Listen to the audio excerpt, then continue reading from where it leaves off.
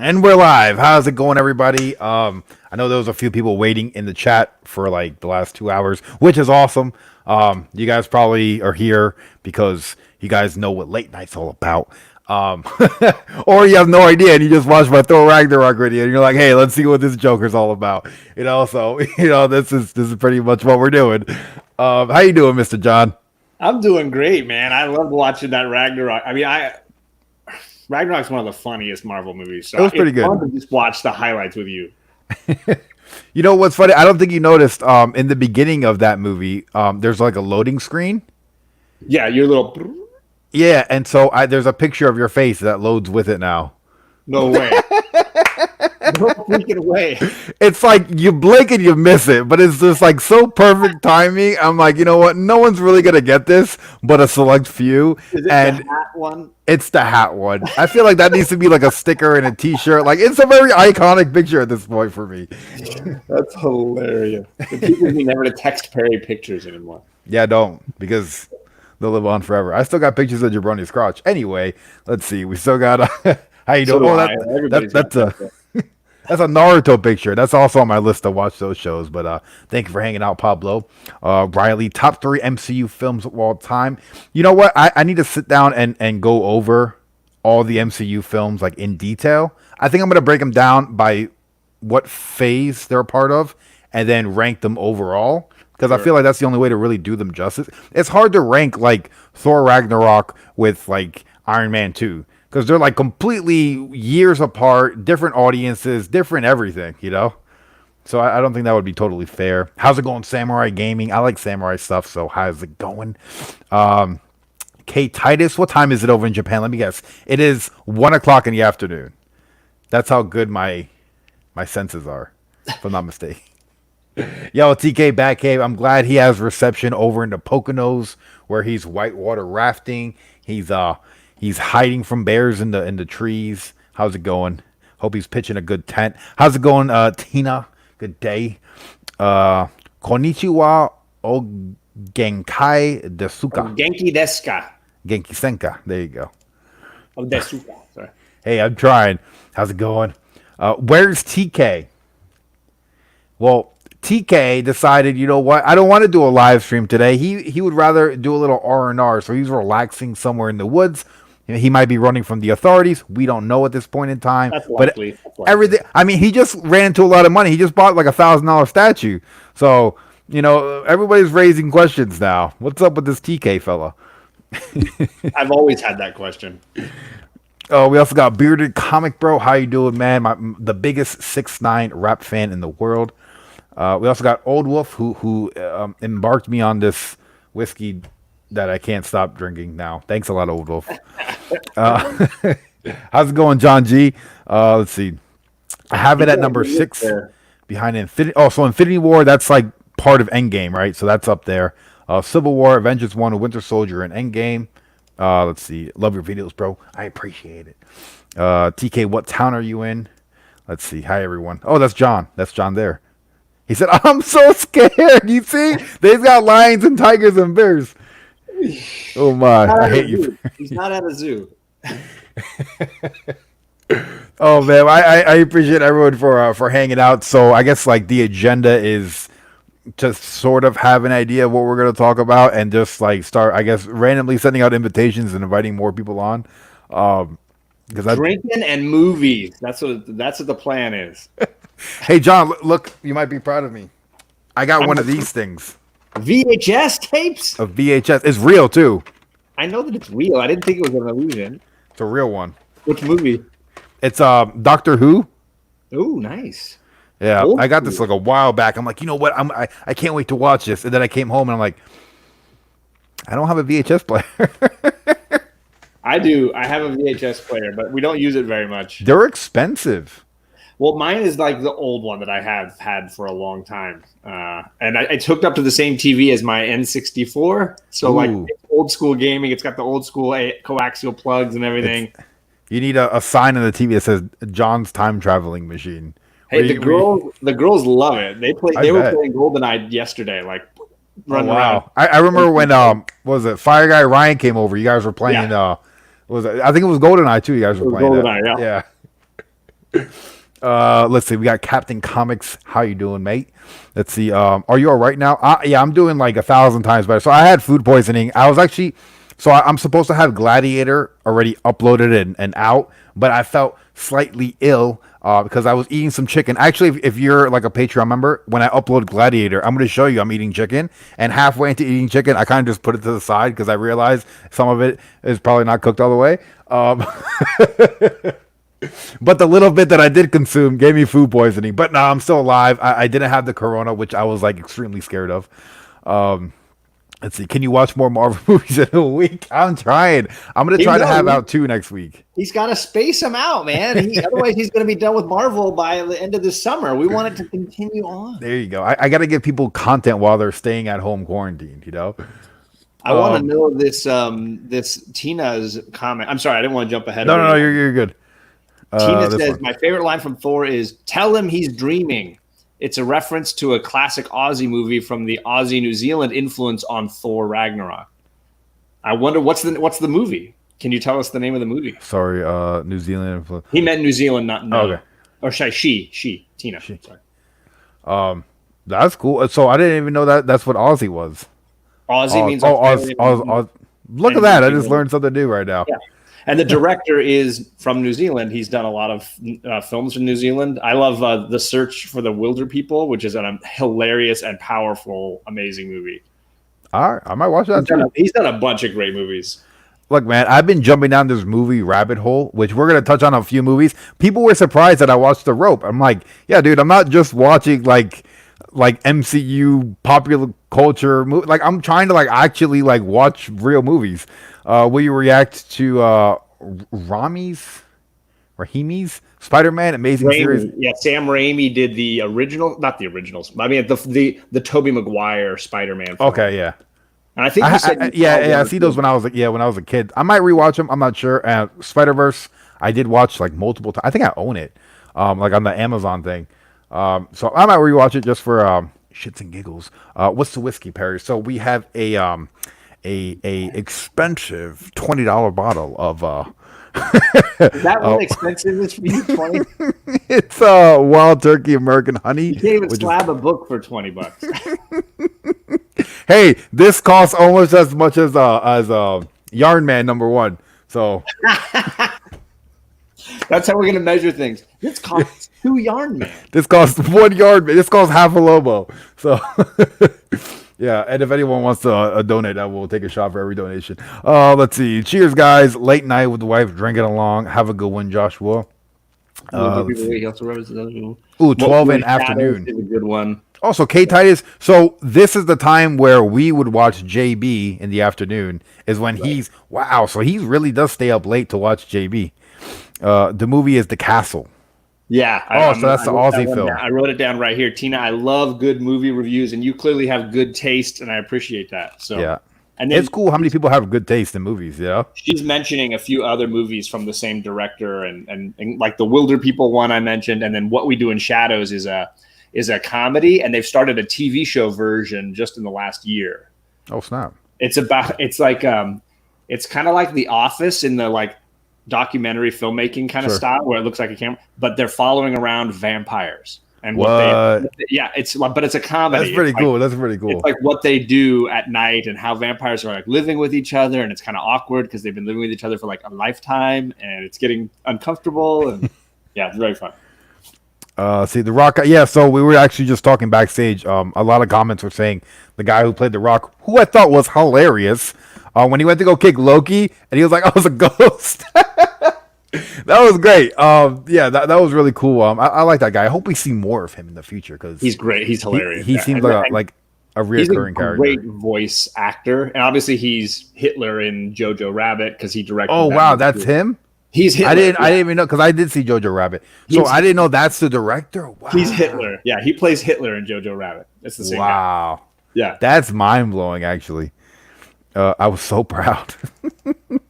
The spaceship at the end credit is so everyone say because I was like, dude, what the hell is it spaceship? Thanos' spaceship. That's why I pulled out the Thanos right here, Thanos 13. Wow, I pulled that out because when I knew that, I tried to pick stuff that could be reference to the Ragnarok. Oh, let's see. Yeah, that's kind of mine because I was like watching that, and as I was watching, I'm like, all right, they find a spaceship, like big whoop. There's always spaceships in outer space, but Thanos' spaceship is like a whole nother ballpark. Right? It's flavored. Called it. Let's see. Definitely. So Winder people, or Well, yeah, Wilder people. I think it's the search or the hunt for the Wilder people, something like that. Great movie though. Yeah, Perry needs a whiskey. I do. Let me get some Blanton's. Isn't that what I would jabroni say drinks? I don't know if it's just being in this community that makes you an alcoholic, or that, or that it's just I've learned more. But I now keep 3 different whiskeys in my house at any given time. I used to, and then they Seems all came crazy. empty.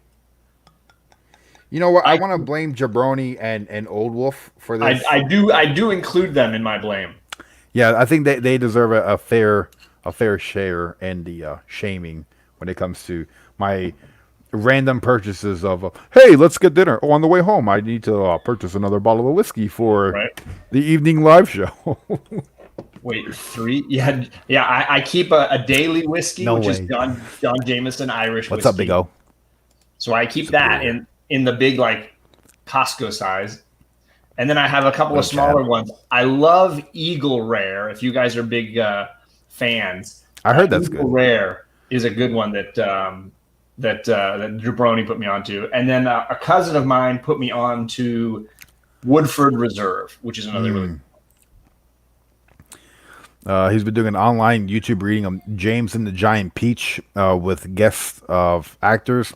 Brilliant second episode. Oh, so that's the director doing that? the director, yeah. And he did a live stream on Instagram that I think he posted somewhere where he was watching Ragnarok and doing a commentary while it was playing. But he was also like cooking and going through his yard, and then Mark Ruffalo, who plays Hulk, jumped into the live stream with him at one point, and then they were both just making jokes and talking. It was hilarious, and I saw it when it was live. So I would go do stuff, and I'd check back in and where they were in the movie, and the movie'd be on in the other room. They're like, I don't even know what scene we're on right now. Let's go. Oh my god, it was hilarious. that's really cool. What? You're 3 drinking. Meryl Streep. That's a familiar name. She has the same birthday as me. Ooh. She's amazing. He said again, I'm so proud. Right? Let's see. Damn it, now I need some whiskey. It's very contagious. It is. Eagle Rare is the best. I haven't been able to find any. You got too much air. Oh, I just seen that. That was a quote in a movie I just watched. Oh my god, because I seen it. I was like, I want to say that to somebody. There's too much air in your glass. Like, that's such a good quote, One of my favorite lines in a movie is this gal goes up to buy a drink. Maybe if someone in the chat knows that I've talked about this before, so if somebody knows the movie, that'd be awesome. She goes up to the bar to talk to somebody, and the bartender comes up and says, "Do you want anything?" And she goes, "No, thanks, I'm fine." And then the bartender says, "Yes, you are." Ooh. I was like, "Damn, what a player!" Player. Oh, the perks of living in the Midwest. We have great access to good whiskey. That's what I imagine, like living in like Tennessee or like Kentucky. You just got like whiskey all over the place. Drinking Redemption High Rye right now. Oh snap! I've never tried that. Old Wolf. I'll have to give it a go. Old Wolf is right. It is Jackie Brown. That's the movie. It's another Quentin. Oh, that's Quentin Tarantino. That's like one of his 3rd or 4th movies. I need to watch that. That's on my list. It is, but you got to do Pulp Fiction first. Yeah, I got to do. Yeah, I'm gonna do True Romance because I know he didn't direct it, but he did write it. He wrote it. Yeah. Yeah. He wrote a few movies before. He wrote like Natural Born Killers. I don't know if you heard of that movie. That's the one with the bald guy in it. Well, because I've seen the movie Woody poster. Harrelson has different hairstyles all through it. Oh, that's the guy who plays Carnage. Yes. Yeah. He plays Carnage, yeah. Old Wolf knows what's up. All right, so so I'm eventually gonna drop the link, but I do want to at least digest Thor Ragnarok to see what I missed on. And what's the next one? Black Panther. Black Panther. And then comes Captain Marvel. No, I think you get Infinity War first, which is part 1 Endgame. Yeah. Okay. Then Captain Marvel goes in between. Yeah. And then Endgame, and then the last Spider-Man. Yes, sir. Oh man, I'm at the end of the rope. I didn't think I was gonna make it this far. So Thor, it starts off with him being captured, which is why we haven't seen him, because he says that he's been traveling the galaxy looking for the Infinity Stones and whatnot, and then sometimes you need to be captured in order to get the things you want, and so he kind of like, oh, I'm just sitting here waiting for this to like play out, which was an amazing opening scene because it starts off with humor and then goes into this badass fight scene. You see the hammer going around, and I'm like, oh, dude, I need like 3D goggles to watch this because this is too freaking awesome. And then it kind of shows you the type of person who has the sword, who controls the gateway. Heimdall sword. It shows who he is because he's sitting there talking to girls. And Thor's like, "Can you get me out?" Heimdall, right? That's that's not Heimdall. That's the guy with the tattoos on his head. Yeah. He's like, "Hey, Thor." He's like, "Hey, you gotta like get me out of here. Hello, you gotta get me out of here." And then like, what's going on, dude? Like, hurry up! He's sitting here flexing, talking to chicks. But it kind of shows his care. Like, he doesn't really care about the position he's in. Right. Like the other guy does. What's his name? Heimdall. Heimdall. Yeah. Like Heimdall. Heimdall. Okay, I felt weird saying that. That's why I didn't say right. it. All right, yeah. So Heimdall, who like takes his job like way serious, like to the 10th degree. So when they said Odin exiled him for treason, I was like baffled. I was like, this is the guy who would give both arms and both legs for Asgard 10 times over without hesitation.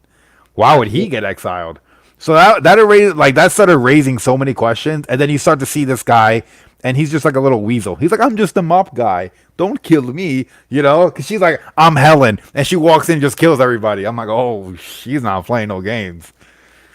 But yeah, no, I thought, the movie started off really good.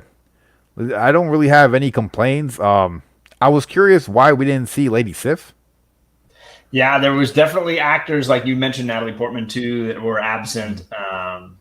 And obviously she's supposed to have this huge part in Thor 4. Jane Foster, yeah. But they sort of kept her absent. I think they had a 3-movie contract with her, so they couldn't go beyond it without having a new contract. And I think Thor 4 has a new contract. Well, my thing is, I haven't really read a lot of Jane Foster, but from what I kind of know is she has cancer, and then when Thor gives her like the hammer and the name Thor, when she becomes Jane Foster, like, she doesn't have cancer anymore.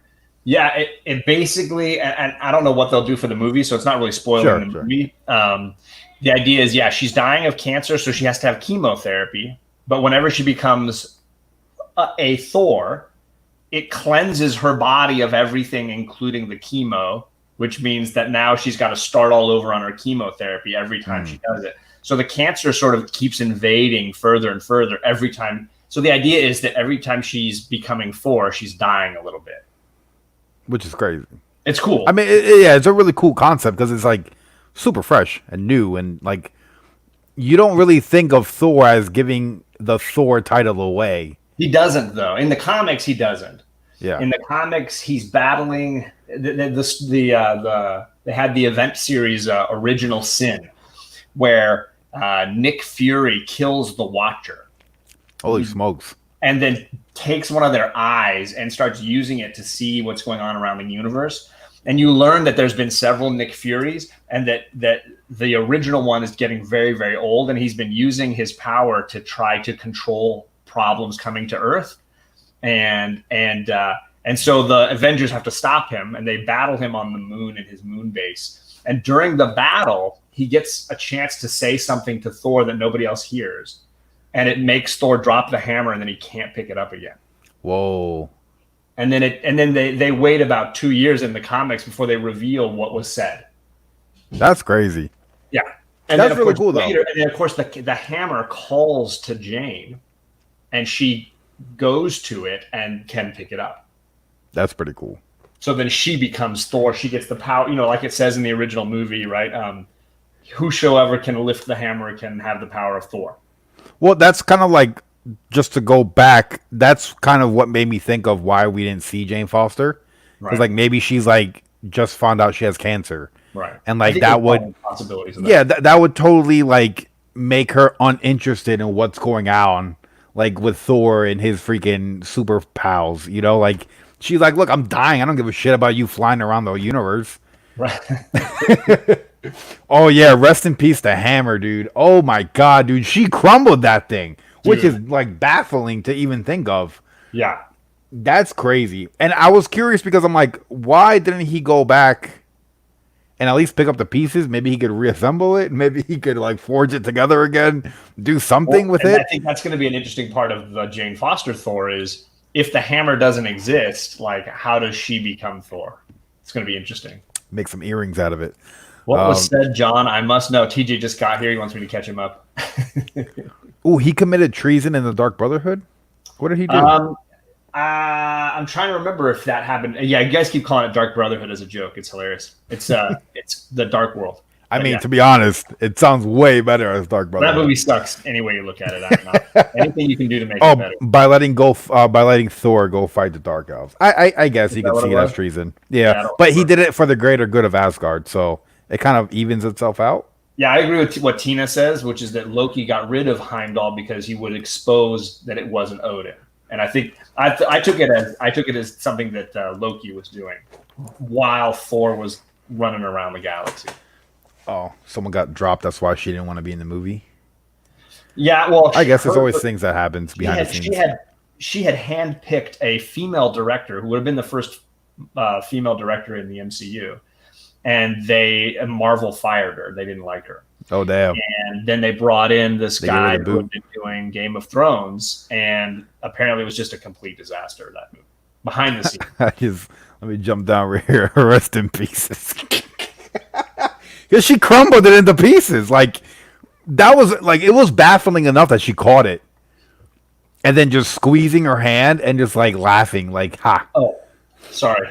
TJ's not asking me to recap everything. He wants to know what was said to Thor in the comic book to make him drop the hammer. Yes, I did not create Perry in a lab, though. No, I would have came out much more intelligent. Oh, what's that, John? I must know. Oh, what was that in the?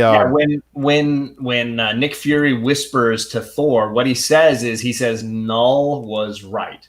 No, Gore. Sorry, Gore, the god. Gore was right. The God Butcher. Yeah. And Gore had basically said that the world was worse because of having gods. That gods were making the world worse. And Nick Fury says Gore was right. And it bothers Thor so much because it's been eating away at him. The idea that gods are making the world worse, the universe is worse because of he and his kind. So it just makes him question everything, and then instantly he's unworthy of the hammer. Wow. Yeah. So it connects to the Jason Aaron stuff. Damn, we're going to have to watch it right now. Rest in pieces.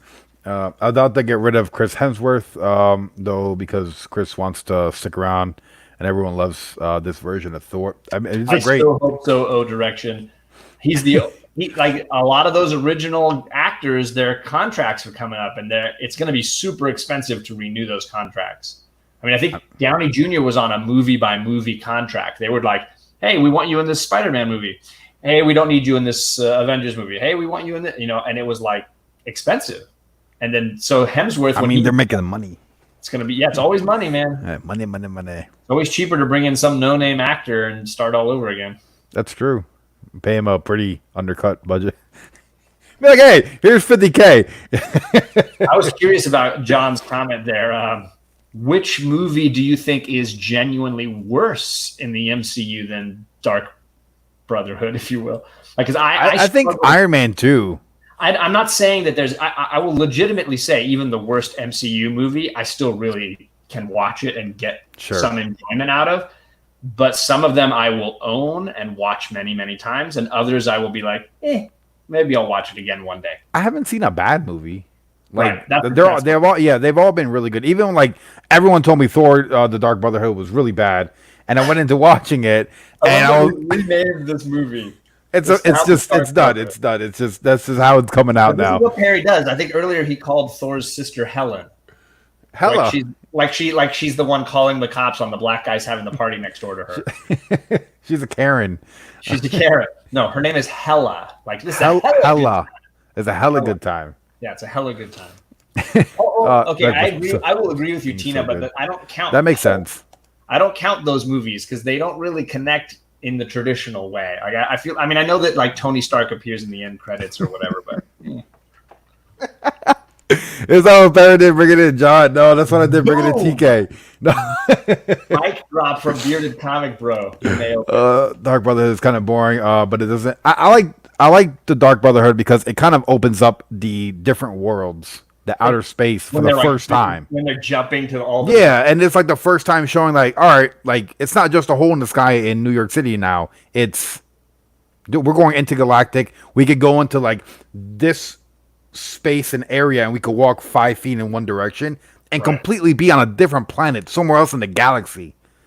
That's why I was like, whoa, this is really cool. This is like that for me. Like everyone's like, I like Iron Man 1 because it sets up the MCU. Well, Thor: The Dark Brotherhood kind of sets up the whole intergalactic space thing. Maybe, yeah. And I do love some of the effects. I love when the kid touches that truck and it's like spinning and that was cool. Yeah. There's some cool stuff. I find it just really annoying, and I find the acting really bad. And like, I don't care about anything that's happening. It's not your cup of tea. Even when Thor like loses his hand, I was like, okay, whatever. See, I believe Chris already renewed his contract, and if he'll bring in the money, that's what matters. That's true. You know, money. Mario has to be super careful. I disagree. I don't think people are going to stop watching just because the Infinity storyline ended. I don't think people were tuning in because of the Infinity Gauntlet and the Infinity Stones. I think people are tuning in because the movies are good, and it doesn't matter what villain or big story arc they do next. I think it's still going to be people are going to tune in unless the movies start being crappy. I think it's like comics. Like we could have a great story arc and like, oh my god, that just blew my mind. And then issue like 27 is a new arc, and it's like, all right, well, let's see where this is going. You know, let's see if they could top the last one. Right, but I mean, like, I didn't tune into Phase 2 or Phase 3 because I was waiting for Thanos to show up. I was tuning in because they kept making good movies. I was like, I can't wait to see what they do next. Which, speaking of the Infinity Gauntlet, we seen that in this one, and Hela's like fake and pushes it over, and I'm just like, whoa, why are you just gonna rush it out? Yeah, I see what you're doing, you know. But that was pretty cool. So the Infinity Gauntlet actually existed before Thanos. I can't really get into that. Fine. I mean, if you're talking about comics versus movies, in the comics, I do think it existed quite a while beforehand, but the movies explicitly will tell you where it comes from. Okay. So I don't want to ruin that. Yeah, no. But that was cool, like seeing that, because I'm like, all right. And then I have a question, like, so the whole world was destroyed, but there's like a vault of like the galaxy's most powerful weapons. Right. I'm pretty sure they didn't just vanish. Like now they're just floating in the abyss. A lot of them blew up. I mean, a lot of them were destroyed in that moment. But what about like the Tesseract? I can't tell you about that right now. Such a jerk. How's it going, Brando? Hello, buddy. Love your reactions. Saludos. De sere, pero amigo. Look, man, my Spanish isn't the best. I am a bad Spanish. He's saying salud from Peru, my friend. Well, hello from... It says desde Peru, meaning from Peru. Look, man, I know like enough Spanish to like stay alive and like feed myself. I literally had to translate Spanish for you. You're the whitest guy in comics. Thank you, John. And hello from Peru. I'm glad you're watching from down under. Let's see. I've seen so many people say they're done now that the Infinity Saga is over. I doubt it. I mean, these movies are great. I haven't heard that. I'd be surprised, I think. But I know that there's haters everywhere. I mean, people disliked a lot of movies that I was like, that movie's good. I enjoyed it. So, you know, read some Warlock books. Yeah, so Warlock is like the leader of the Guardians, and we've seen him at the end of the last Guardians of the Galaxy. The cocoon he's in. Yeah. So that's interesting because I thought he was like the leader of the Guardians. So I wonder how he's gonna like, because they want to like kill the Guardians. They want to like destroy the Guardians of the Galaxy, those gold people. So it's kind of funny that they're making a creature to go and kill him, and he's gonna wind up. Is hilarious. He's gonna wind up. I don't know. Not me. Good job avoiding spoilers, John. Hi. He's trying. You know who's not good at avoiding spoilers? People leaving comments in all my videos. Yeah, I think you probably have to avoid the comments on the Avengers one and just read the other ones, right? Yeah, I try to like You can go through a heart. I skim through a lot of them, and like I'll just like start saying I'll start reading, and I could kind of tell where they're going, and I'll just keep going.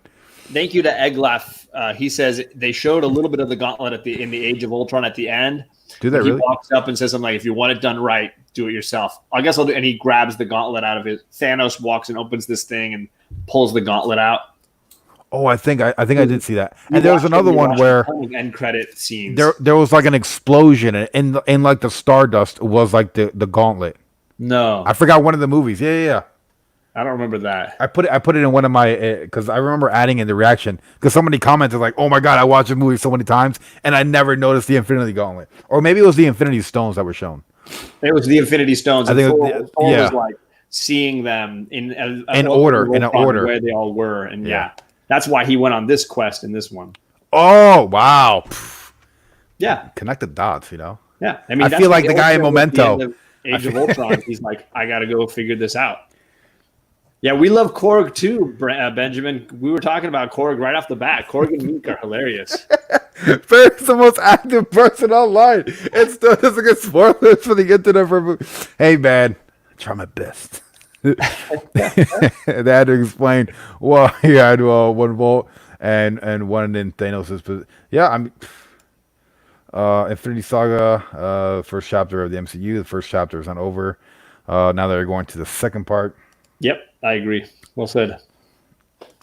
Little Gauntlet and Age of Ultron. What was your thought of Korg and Meek in the movie? Meek was a little like a pink guy, right? Yeah, the one who was like having. He was dead at the end, and he's like, "Oh wait, he's not dead." Is that protoplasm? Are those eggs coming? Oh, all the eggs that were falling. Oh, that was nasty, dude. He's like, is that coming out of you? Are those eggs? It's what made that more enjoyable for me. I just got done watching Gladiator. And then to see like an MCU version of Gladiator was just so cool. Huh. Well, I just love the way those guys talk. It's like, hey, we're going to take the spaceship and go for a ride. You want to come? The ghost was the best because Loki was just there. He's like, it's a ghost. It kicks the wall. Yeah, hilarious. That was great. I went to go watch Far From Home. That was just one giant spoiler. Bearded comic bro's hilarious. I love Korg. I can't tell you that right now. Hey, that's a great T-shirt. I want a picture of John's face that I cut out and underneath it. I'm doing my Game of Thrones one tonight. That's why I drink and I know things. That's what I do. Oh, Far From Home is one. I disagree with that one. I think Far From Home is not bad at all. I like Far From Home. That was pretty good. Perry asking spoiler questions, and John is like, John's kids asking him, but say it's real. Navigating it like a boss. When I think of Loki in this movie. Yeah, we didn't get so you got to the part where Thor gets back to Asgard. Yeah. And Odin has erected statues to Loki, and there's a beautiful play happening where you spotted Matt Damon. Good Will Hunting. As Loki, and the other actor is actually one of the Hemsworth brothers, which is really cool. One of Chris Hemsworth's, and he's playing Chris, right? He's playing Thor, and they're reenacting moments from Dark World. And then there's Odin like with grapes and watching it like it's the most amazing thing ever. Which kind of like completely threw me off because, well, number one, like I wonder how his brother got the role. Like I wonder if they're like at a family dinner. It's like, when are you gonna put me in one of your damn movies? But yeah, I seen Odin and he was eating. I'm like, that's really weird because his wife just got murdered, and now he's eating grapes with a bunch of women feeding him. Like it didn't seem right at all. Right. So to see Thor pick up on that right away and throw the hammer and have it come back, and he's like, all right, his hand right there. Oh my God! So rock paper scissors joke. That was a good one. Isn't Korg the director? Oh, yeah. It is, yes. He is the director. And he's also Hitler in Jojo Rabbit, which he also made. Good hunting, Barry. I forgot that Sam Neill from Jurassic Park plays Odin in the play, the one who's sort of telling the story. Okay. And it's funny because there's 2 Jurassic Park vets in this movie. Yeah, I need to watch Jurassic Park because everyone's like in the comments like he wasn't in Spy Kids. What's wrong with you? He's in Jurassic Park. I don't know if he's in Spy Kids. I've never watched Spy Kids. So. I thought he was. I don't think he was. To me, that's Hemsworth. TK is not here right now. TK is on a trip. It's not that we're not shaming TK or kicking him out. What are you gonna put me on your stream? I'll drop the link in a few, Mr. Bearded, and I'm sure Bearded he's got quoting some. TJ. He's saying that TK is saying that. Oh no, TK doesn't ask me. I'm the one who always goes to him. I'm like, hey, TK, you want to hang out with me? Yeah, comic book poser. He plays Hitler in Jojo Rabbit. Yeah. So all the little visions that the kid has of Hitler being this like petulant man child is that same actor. Him. Yeah, man. He's amazingly funny. Like I wonder why. I wonder if he's like, I couldn't find anyone who wanted to be Hitler, so I just did the role. He said he wrote it knowing that he would have to play that part because he couldn't trust another actor to play the right level of ridiculous. That's true. I mean, that's a big responsibility playing that role, you know. Say, Mike, I won't hold it against you. Let's see. Hold the fuck up. I demand a list of movies that Perry has seen that he hasn't reacted to. Have you not seen Jurassic Park? I think I might have seen one of them. I know it's got dinosaurs in it. I don't understand any plot. I guess they go to an island where they have like a dinosaur that they still live there and people die. I don't know, man. Thanks, John, for explaining my joke. I appreciate you. Oh my god. Chat is on fire.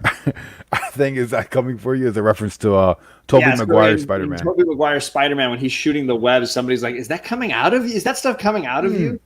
And then they reference it in Ragnarok when he's asking Meek, "Is that coming out of you?"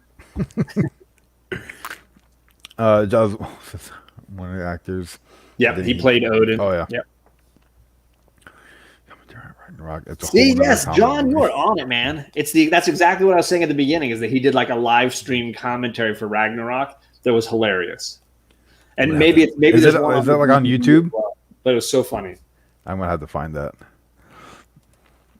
I believe he's also doing playing him. It's a big FU. Wow, yeah, that would be a pretty big FU. So let's. Do you want to continue with Ragnarok a little more? Yeah. We could keep on trucking. So they made some big changes to the next chunk, which has him going to New York, right? He takes Loki to New York to find Odin. Loki looking like devilishly handsome in that black suit, by the way. I was like, damn, that's just nice. I like that suit.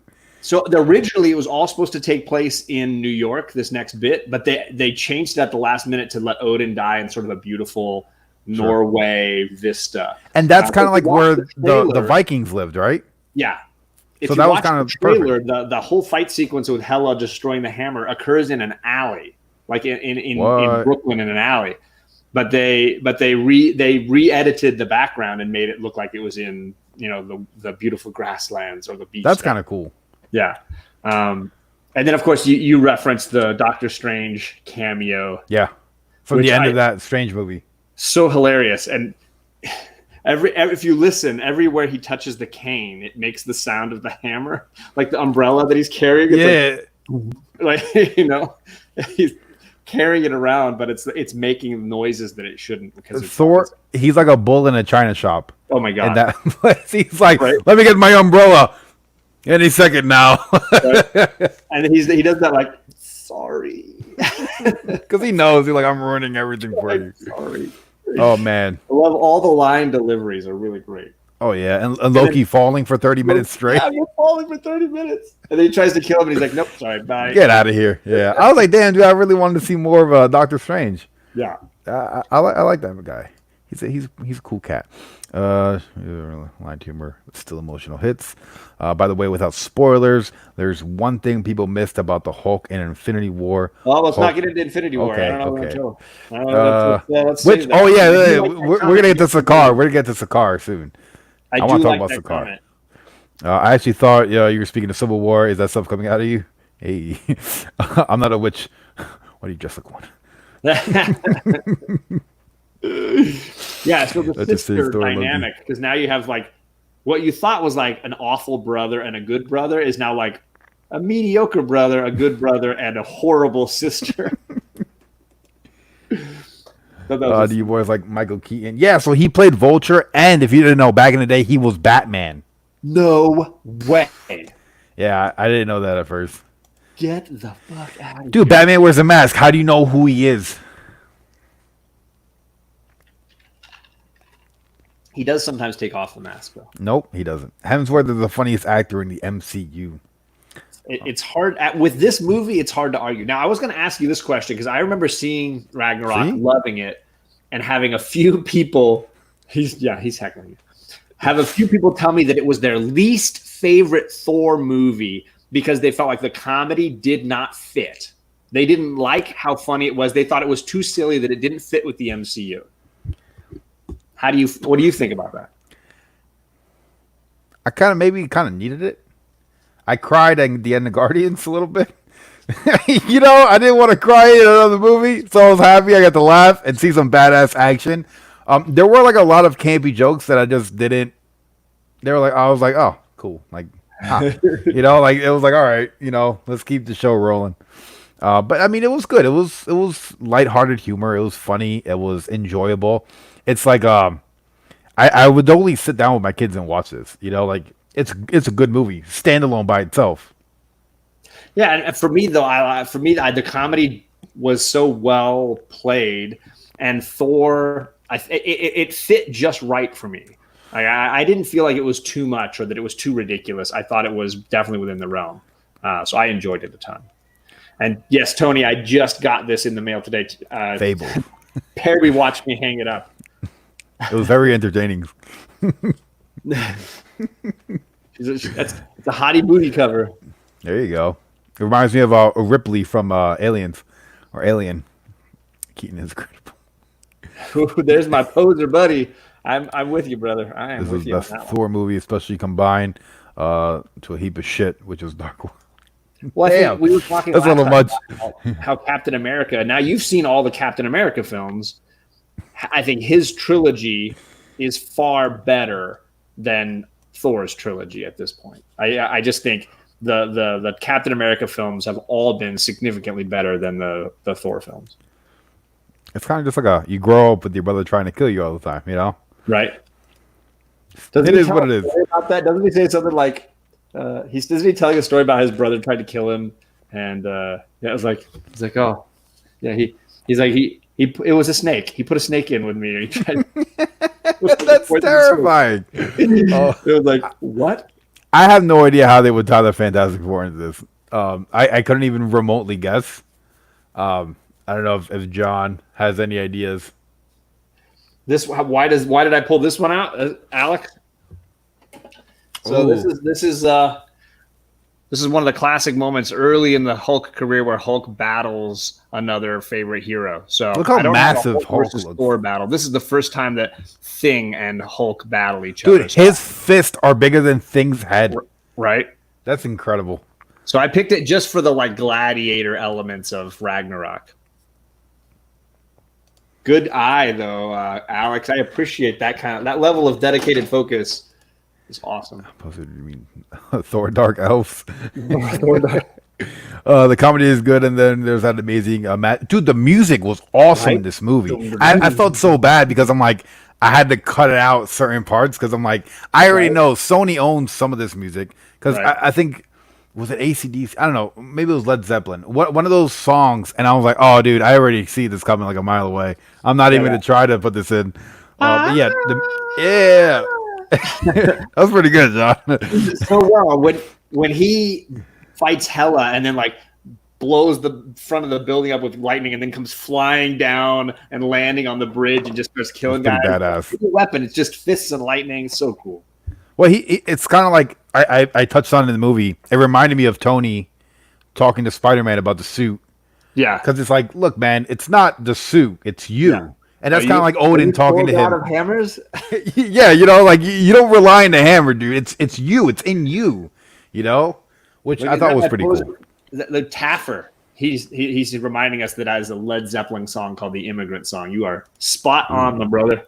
But TJ mentioned that line. If we want to go to like Sakaar and jump over. Okay, yeah, jump in. All right, so Sakaar. Let's see. How did we get to Sakaar? Well, okay. So they activated they fight Sister. It doesn't go well. The hammer gets destroyed. Loki freaks out. They're flying up through the Rainbow Bridge, and they both get knocked out at different points. And she destroys Asgard while they all get stuck into Sakaar. Sure. And then in Sakaar, they get the amazing Gladiator stuff. I love that Stan Lee shaves his head. So awesome. I love when you pegged it, like, is she drunk? And she's like falling off. She's falling off. She's wasted, dude. Valkyrie, and she still kicks everyone's ass. And that's cool because she's a Valkyrie. She is, yeah. The only one that's left. Yeah. I mean, you've been talking about the Valkyrie book. Would that come out last year? Yeah. Jane Foster Valkyrie. Yeah. I kind of want to read that. I was like, damn, she's kind of they're badass. not producing issues anymore. It's one of Marvel's books that's going digital? to digital only. Oh, thanks, Marvel. So screw you, Marvel. But so I read, so I didn't read Planet Hulk, which I guess goes more in depth with Sakaar, but I read World War Hulk. Right, and when so he comes home again. Yeah, in that first issue, it kind of like summarizes some of the key like Avengers, I guess, sending off Hulk into the distance, navigational error, lands on a planet, Sakaar. Yeah, I mean, World War Hulk is not a great story, but Planet Hulk is probably right there with Immortal Hulk as the greatest Hulk story ever written. I thought the story was good in World War Hulk. The artwork was pretty garbage. Yeah, I didn't love World War Hulk. I loved Planet Hulk though, and it's basically I'm going to name a movie here you might not have seen because it's an older movie. Oh boy, it's basically the story of Spartacus, which was that's an HBO show. No, it's a Stanley Kubrick film, and it's a story of a gladiator slave who becomes like a king, or he rises up against the government and takes over. And so that's basically what Hulk does, is he goes from being a gladiator to being a ruler. It's a freaking great read. What is going on here? Yeah, there's also a Planet Hulk animated movie that's free on YouTube, by the way. Nice. You mentioned Where's Lady Sif in the movie. She was in the Kevin Feige Doghouse. Yeah, Kevin Feige. It's not. It was the producer. Oh, I thought it was like, I was like, where is that inside the movie? I guess it's like outside, like behind the scenes stuff. Yeah, she was on a couple episodes of that Agents of S.H.I.E.L.D. and that, which I got to start watching. Everyone keeps telling me to watch that. What was that one? See, Edward Norton Hulk. Yes, you did watch that. I did watch that one. Watch that one. Yeah. Yeah, that was the one with the soda and Stan Lee had it. I see that one. Boom. I'm a genius. Oh, the Immigrant Song. Shout out to John Graziano for knowing that was Donald's umbrella. That's hilarious. You're awesome, stop singing, John. Barry doesn't have the rights for you to hum it online. Right. Maybe I'll get this show banned. Oh, can it beat the Black Winter? I don't know. Dude, you don't even want to talk how high of a level the Black Winter's power level is. If he created Galactus. If he created Galactus. Well, not created, I guess, empowered. Well, look, Galactus looked at him and was frightened. Like, the fact that you could strike fear into Galactus, that's a whole nother story. Do you want to talk about the battle? Because the TJ mentioned the line, like, he's a friend from work. Oh yeah, so that was cool seeing that fight scene. You knew that it was going to be Hulk, right? That came busting out the gate. Well, when I was on the Disney Plus, they show freaking Hulk and Thor there. I was like, damn, that would have been so cool if I didn't know. Dude, but that trailer reveal was so amazing watching it, because it was basically that moment, and like, Hulk, he's getting ready to fight. All of a sudden, it's the Hulk, and he's like, yes, I know him. He's a friend from work. And everybody in the stadium's like, why is he happy? This guy's killed like 1,000 gladiators, and like this guy's happy that he's in there with him. I thought the best part of that fight was when he was talking about the sunrise and Hulk got real sentimental, and then he picked him up and started going back and forth, and Loki jumps out of his chair. It's like, now you know what it feels like. Tina wrote that quote in the chat. Yeah, hilarious, right? Yes, that's how it feels. So good. That was awesome. Animated movie is really good. I'm gonna watch that. You get that first preview of him being pounded on and the lightning inside of him, because he doesn't call the lightning, right? It's inside of him. He can bring it out. Yeah. So cool. He's the god of lightning.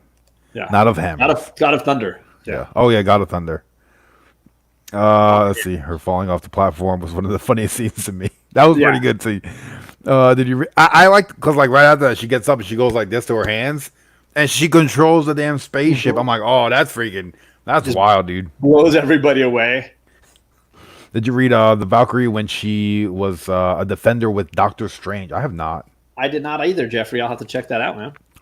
It was like Valkyrie was on a disco beast. They're like Chris Hemsworth face smash against the glass. Look, they cheated in that fight. Thor was like putting the smack down a little bit, and then they electrocuted Thor. Which, how does electricity affect the God of Thunder? I don't know what that little device is. They needed something to like tame him. So, whatever. I guess you got to make it work for the movie, right? Right. But it created lots of great moments, like when he uses it on Loki. I did acknowledge it. That was a good one. I like that Hulk movie. Here we go. John teaching film. That's the best part of John. Planet Hulk animated was really good. Oh yeah, I gotta check that out. Thank you very much. Agents of S.H.I.E.L.D. is some of my best TV on TV. Franklin Richards made his own Galactus, so that's pretty powerful. Yeah, Franklin is supposed to be the most powerful mutant ever. Do you think we're gonna see X-Men in like MCU type of culmination? I hope it's soon, but I have a feeling we'll get Fantastic Four before we get X-Men, but I don't know. Hard to believe you haven't seen the MCU movies, but I love the content everywhere. Hey man, everyone gives me that, but I haven't. I appreciate that you enjoy it.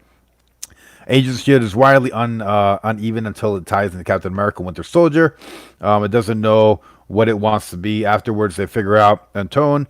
I'm all in. I'm this far into the MCU, so I figured why not try watching the show. The front from work. It was improvisation. Wow. Improvisation. You're already drunk. Look at you. Slightly. Improvisation. It's all good. Can't wait till the Fantastic Four comes to the MCU. Password, strongest Avenger. Oh, they roasted him because then Banner comes on. He's like, password Banner. He's like, what the why is it just this? What's his password for Thor? Point Break? Point Break, yeah. Point Break. Yeah. Better falling onto the bridge. Oh, yo, he was dead for a second. I was like, yo, you played yourself. And then that's when Immortal Hulk came out. We're still finishing the Gladiator bit because I got a screen share for when we get to see where Hulk's bedroom and jacuzzi and naked butt is. Which was so it was funny when I put it in there. I put a picture of Black Widow. Like Black Widow looking at that ass right now because I seen some Hulk ass and he's walking around shaking his meat. I'm like, dude, you got Thor right there. What are you doing? Like, come on, man. I guess when in Rome, Right. I hated Ragnarok for the longest time. See, that's what I'm saying. There are a lot of people that didn't like it. Now they come around. Too funny, too silly. Tasers worked in the first movie. Were there? Oh yeah, they got him in the tasers. I thought that was after I thought that was in the portion of Thor when he didn't have his power because he had lost the hammer. So they were just tasering him, and he wasn't like almighty. He was like a slightly lesser. He was almost like a mortal. Yeah, I mean not quite, but yeah. Got him. How does Thor get tased? Yep. The bridge scene because it's called back to Edward Norton's Hulk. Let's see. Omega level mutants. There we go. That Hickman. Yep. I need to read that one day. As a Thor comic collector, I hated this movie. The first was awesome. Which, like, just to touch on that, it's like a whole new universe. So it's kind of like an Elseworlds when you're looking at the MCU, right? This movie? Well, like all the movies in general, because it's like sure you could have like a continuity story in comics, right, and then just have like a one shot that has nothing to do with the actual continuity and just do whatever you want. And that's kind of like we're seeing like the Hollywood version of these characters, right? So I can't get too upset if something things are different. They should go straight for face X-Men. I would like to see X-Men. I actually want to go back and watch because there's like 6 or 7 X-Men movies. Like that sounds awesome. I did see Logan, so that was badass. It depends on if you count all the crappy Wolverine movies that they made and how many of the Deadpool movies you count. Oh, I've seen the Deadpool ones too. Those are awesome. Let's see. I don't know if this world is ready for Franklin Richards. His power is just OP. Oh, what about Sentry? He's pretty OP. On a level that dwarfs Scarlet Witch. So you were talking about that. Did you have Christmas with H stepping off his shirt? He feels sad to talk him into it. Really? I wouldn't feel like that. Kudos for Kate. real quick. So one of the things that I completely missed on that John filled me in on that kind of blew my mind away was Beta Ray Bill, dude. Beta Ray. So he was in Sakaar too. Yeah, apparently they're hinting at the fact that either he used to be a champion in Sakaar or is still maybe a champion in Sakaar that we just don't ever see. He could be. That's super cool. Like that's freaking awesome. Right. I wonder if we are gonna see Beta Ray. That would be pretty cool, dude. Definitely. I mean, we did see Beta Ray in the last one of these. I think it was Thor issue 2 or issue 3, and Thor messed his ass up. Oh, he did. Yeah, I heard about that. In issue number 5, he's in Asgard and he's all bandaged up. He's like, I'm praying. I don't know who I'm praying to, but I'm praying. They made him look like such a weakling. Did you know Chris Hemsworth hates? Oh yeah, he doesn't like his shirt off. I don't know what you mean by Kate. Some kudos for Kate, but okay. Unless you're talking about Kate Blanchett, the actress who is amazing in this, but I think she uses a C for her name. Oops. Let's see. Hickman's Fantastic Four one. So Hickman did do a good. It seems like Hickman doesn't really do bad books. And his new X-Men is pretty sweet too. Yeah, that was all the rage last year. Well, towards the end of the year was Powers in House of X. Let's see. Jeffrey Jones, Sar, Kenneth, because it didn't work out much. I want to see an X-Men in the MCU, but I want to see another Wolverine. I mean, they have a plethora of X-Men to choose from, or mutants in general. Ooh, what's that up there? Not me is talking about if we get awards for noticing your background. I see your Avengers 1 cover. Loved Fables, the first half anyway, and the one right behind your head is hard to see. X Factor 10? And I said, nope, this is another. These are all Fables right here. I did a show on Fables on Monday, so I had put up some Fables covers. And that's a China poster. Good eye, not me. Dang. Let's see. I do like that Mark Ruffalo. That's the guy who plays Hulk. Yes. Banner. Okay. Yeah. Always jokes about Hulk being undressed and grotesquely exposed. Other rumors that Beta Ray make move into the next Thor, Love and Thunder. So that's in like phase 4.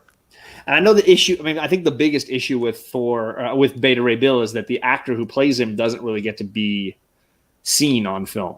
Like it's going to be a voice role or a motion capture role, and you're never going to see their face. You're never going to know. So it's got to be an actor who doesn't have a huge ego. They got to be willing to be good about it. What's your acting credentials? Oh, I was Beta Ray Bill. I did the motion capture for Beta Ray Bill. Oh man! Ironically, Love and Thunder is the name of Barry's autobiography. Oh, that's pretty good. Fable Show. Got to go subscribe and check it out. I'll drop the link in the chat, brother. Yeah, John has very good content that's underappreciated. I want Havoc. Ooh, Cyclops, Rogue, Storm, Gambit. Yes, can we get Gambit and Jubilee for God's sake? Show some love to Jubilee. I always wanted Rogue like she is in the comics. I felt like the version they had on the movies and the X-Men was always a toned down version that I didn't enjoy as much. That was me. That was John, homie. Let's see.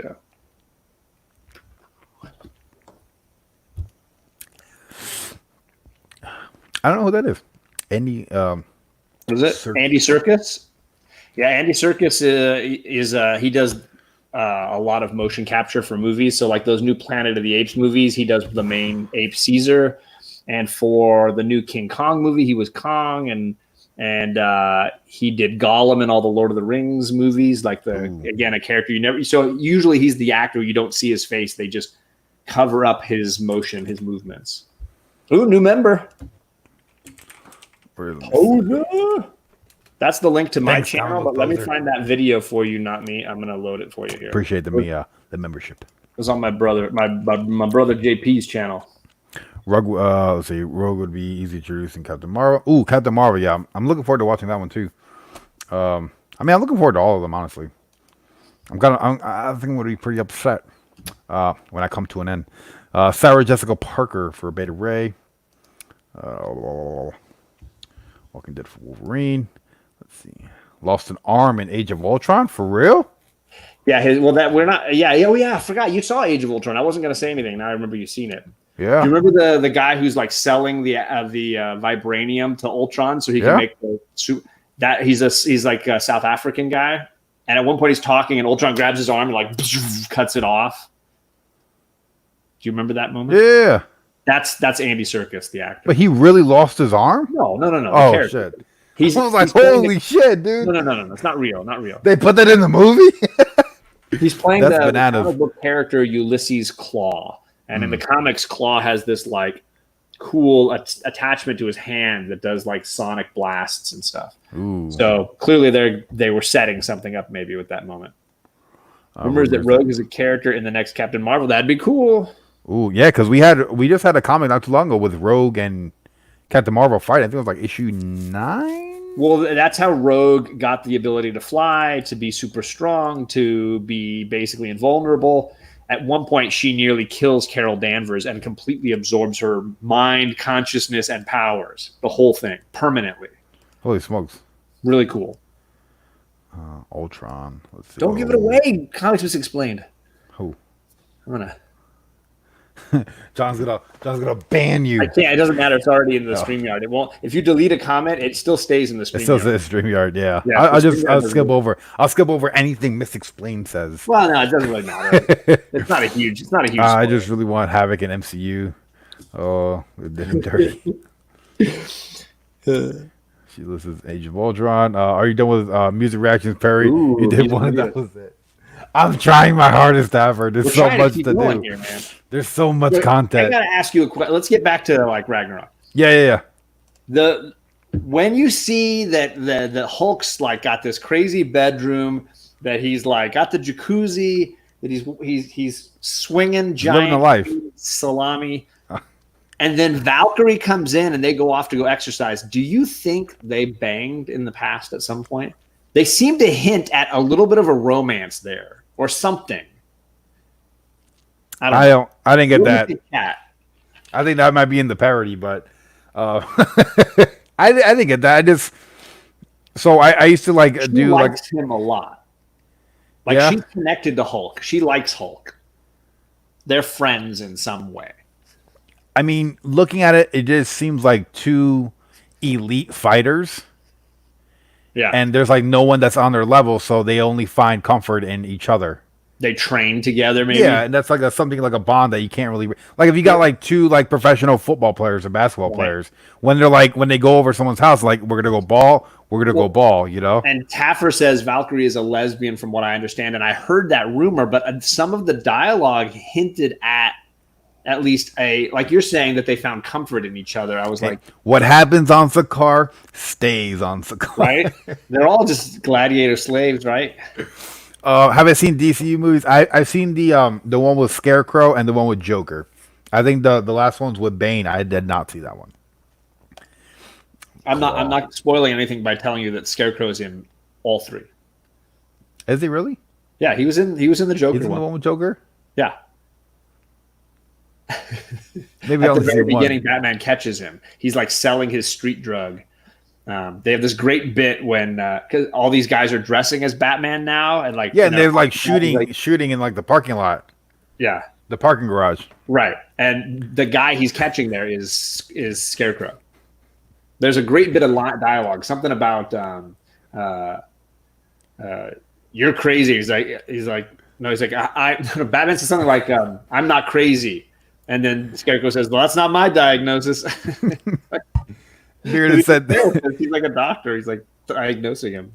This is awkward. I appreciate it, brother. But MCU movies aren't real, Perry. Hey, I'm just saying because, like, crazy things happen on set. So I wouldn't be surprised if someone lost an arm.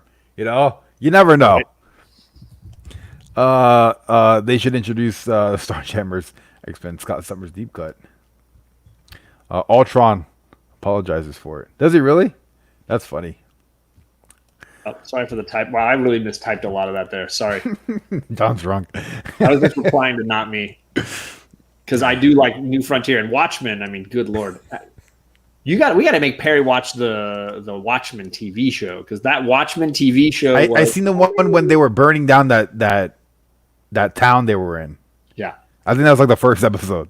Yeah, Tulsa. But it was really Tulsa. Yeah, that was a really good episode. And it was a real. It was a real place. Like that blew my mind away. I was like, whoa. They're drawing from like realism. That's really cool.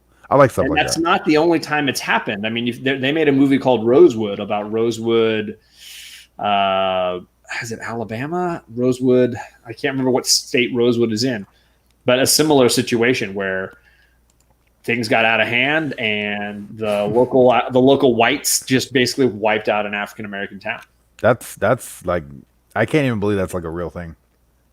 That's crazy. It's happened way too many times in a short. Considering that the Civil War happened not that long ago, it's amazing how many times since then those things have happened.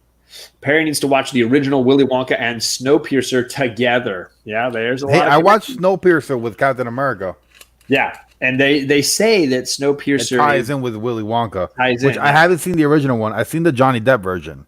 Oh God, Willy Wonka. She didn't walk for a month. I bet. Yeah, he knocked in Florida. Thank you, Bearded Comic Bro. You were on fire. I don't think Thor and Valk have done anything, because I think if they did, it would be. Valk is also bisexual now. She. There you go. That's what I had assumed. But it seemed like they hint at something, even if it was just like, "Hey, comfort." It's not like any kind of love relationship. There you go, John. You got a new subscriber. They definitely hooked up since TJ. hey, the Slab Dragon tells no lies. Shaq and Kobe. Yeah. I wonder how they're going to fix. Origin. Good call. Jeffrey Jones, you got great comments. And I will say Monica Rambeau is one of the cooler, more underrated characters in Marvel. And she doesn't get a lot of play these days in the comics. But when I was growing up, hashtag that's my Captain Marvel. Like Monica Rambeau was my Captain Marvel. All through Secret Wars, that is Captain Marvel. With the beautiful giant fro and the white costume and the light powers. She was cool, man. I'm not wearing hockey pants. I don't even understand that reference. What, Watchmen and the New Frontier? No, I'm not wearing hockey pants. Oh, that's hockey pads. Oh, hockey pads. Okay. From Dark Knight. MCU movies aren't real? Shocker. But they really did shoot Quicksilver. Yeah, that was rough. He came and left so quick in one movie. But they really did shoot Quicksilver. That's hilarious. I don't know why I'm still screen sharing. Sorry. No, you're good. They took that homage to Empire Strikes Back too far when they did a real amputation. Right. It's Florida, John. Yeah. That's where Rosewood is. And again, it's a really good movie. If you guys haven't seen Rosewood, it's a good movie. I knew it seemed. I just think Marvel tends to be kind of subtle, but clear about stuff like that, and says it's kind of in a kiddie fashion. Okay. Yeah, that's kind of weird. 3 stones ended up on Earth. Right. Out of the vast universe. Yeah, but I'm trying to remember which 3, because it's the Doctor Strange green one, right? Yeah, on his chest. It's the Tesseract in the box. And what's the third one? Is it the Ragnarok? Or is it the Dark World one? Because that one was buried there. So maybe that's the third one, the Dark World, the Ether. Isn't that what they call it? The Ether? Maybe. Bearded Comic Bro, I'm here for you, man.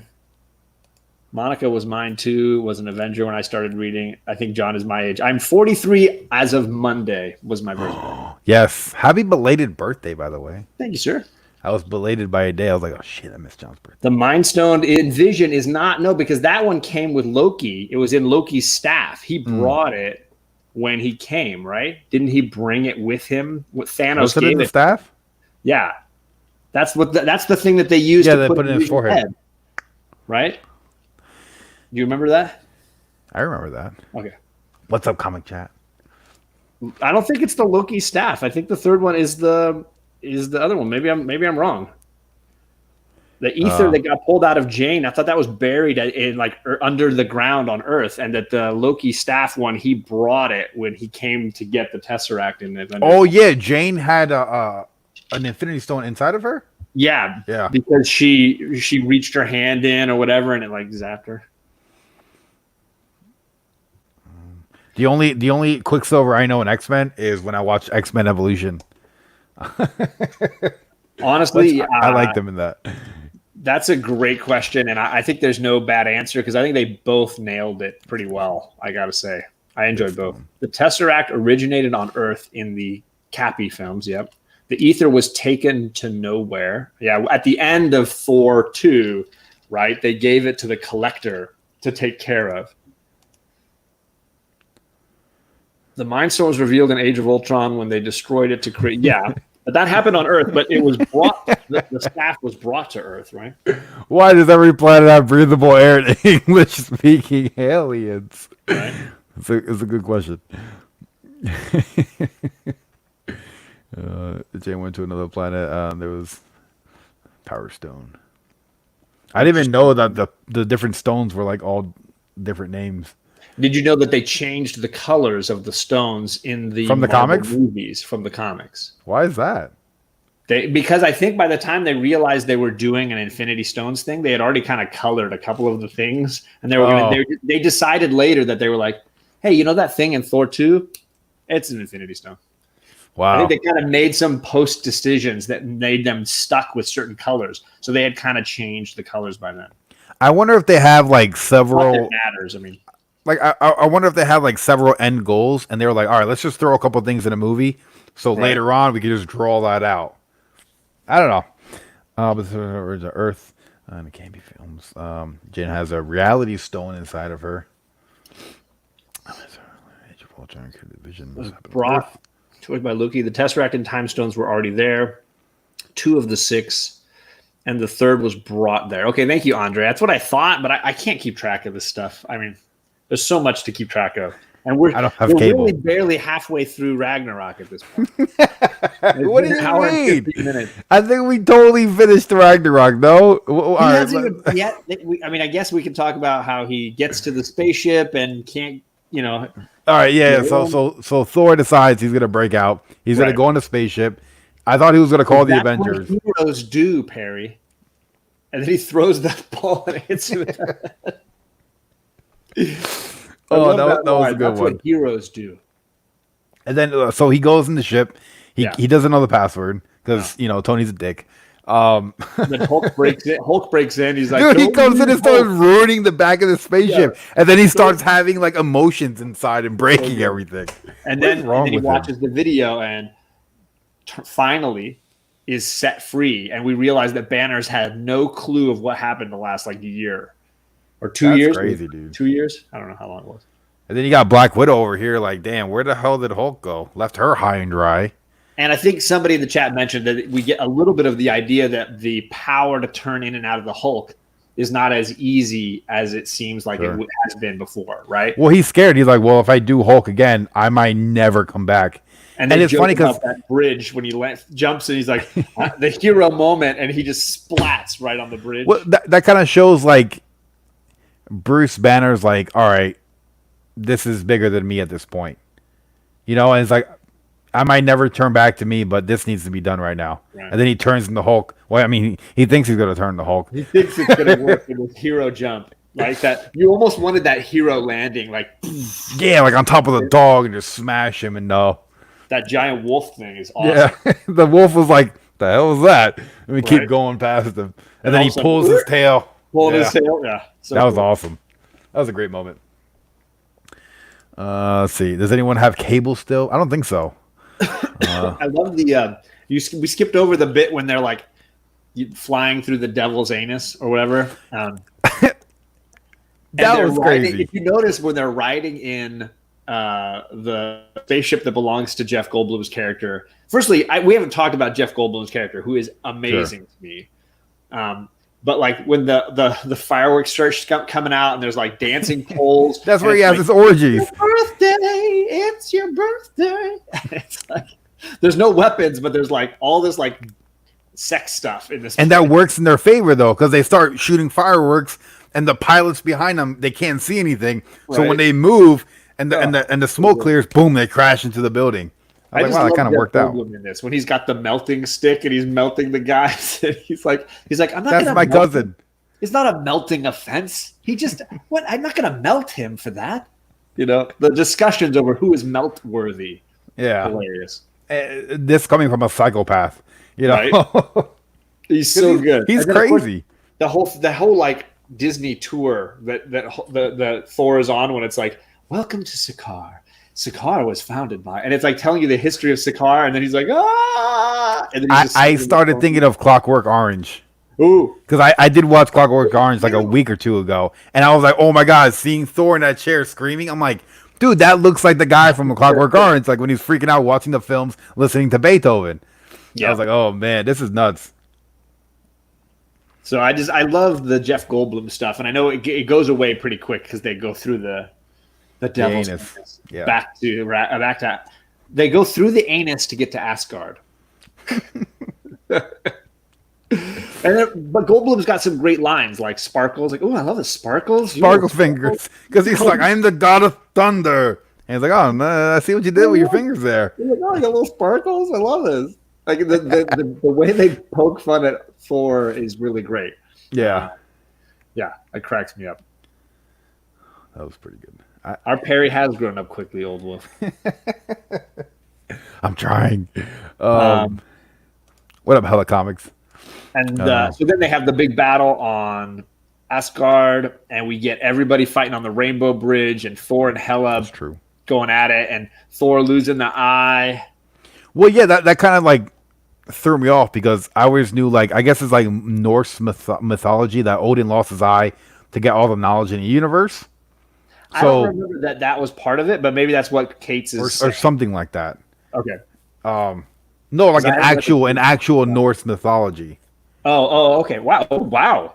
Did Perry just deep dive on us? World of Warcraft, baby. Okay. Now I understand. Well, they drew from like real Norse mythology. No, you don't have to say anything more. They came from World of Warcraft. I totally get it now. No, you were gonna say something really good.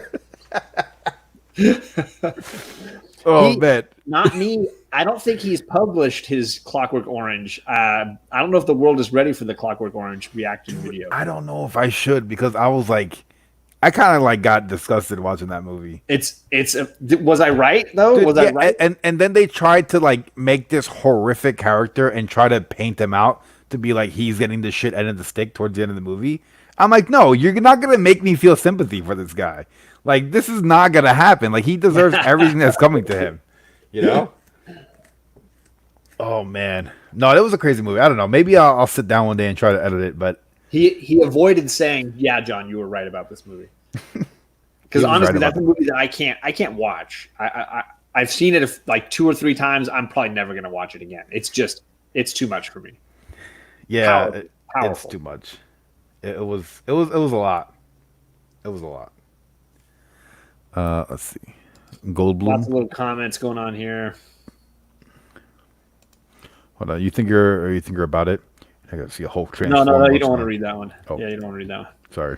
In the MCU, wasn't it Thor's fault, or was that a comic story where Odin's eye loss was Thor's fault? I don't know how Odin lost his eye. And obviously you're referencing Mythology and World of Warcraft. Hey Siri, how did Odin lose his eye?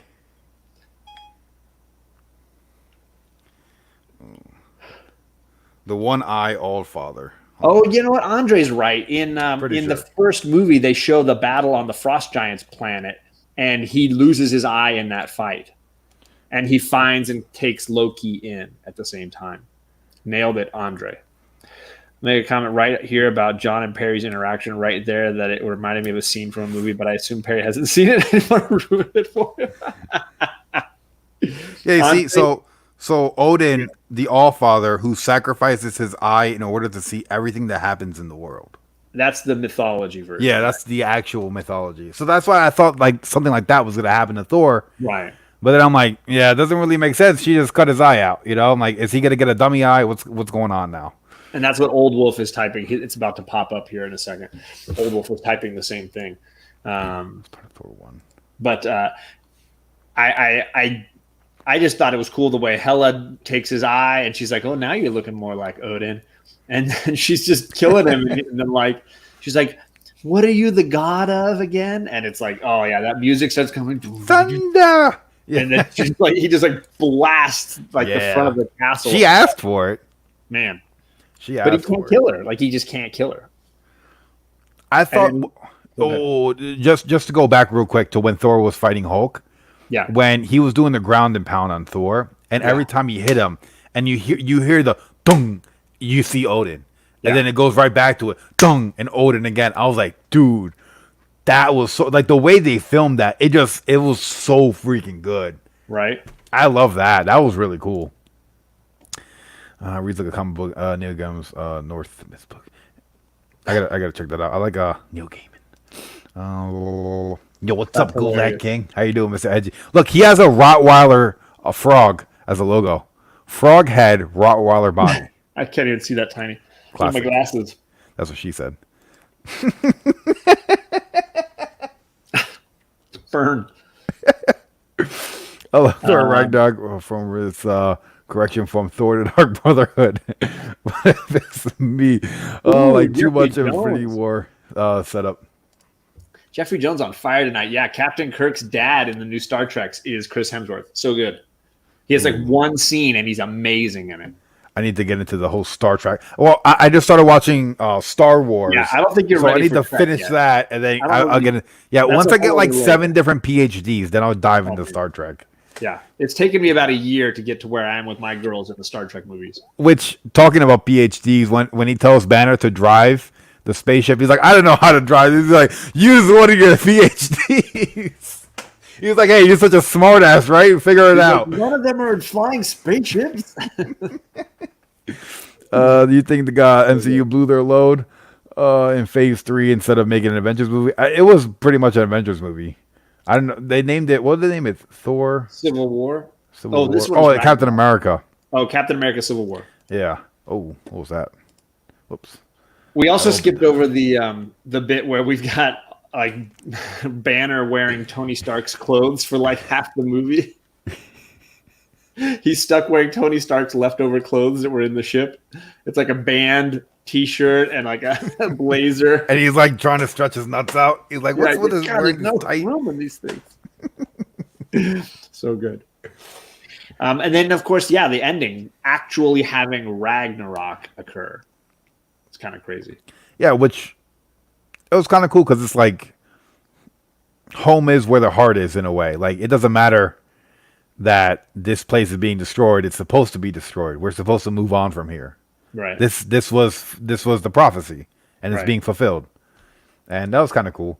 No, you're good, man. To me, you're the original founder of Frogo Dog. Lag. I had really hoped that Hela would have had a larger role in the MCU. So somebody commented in my video that Hela in the comics is actually Loki's daughter. I hadn't heard that. I knew that it was. Yeah, that's Thor's niece. Okay. Not the sister, which is kind of cool. I didn't know that. Oh, cool. Boom. I just educated John. It only took 19 years. And it wasn't even my own bit. It was from a comment that someone left. That's hilarious.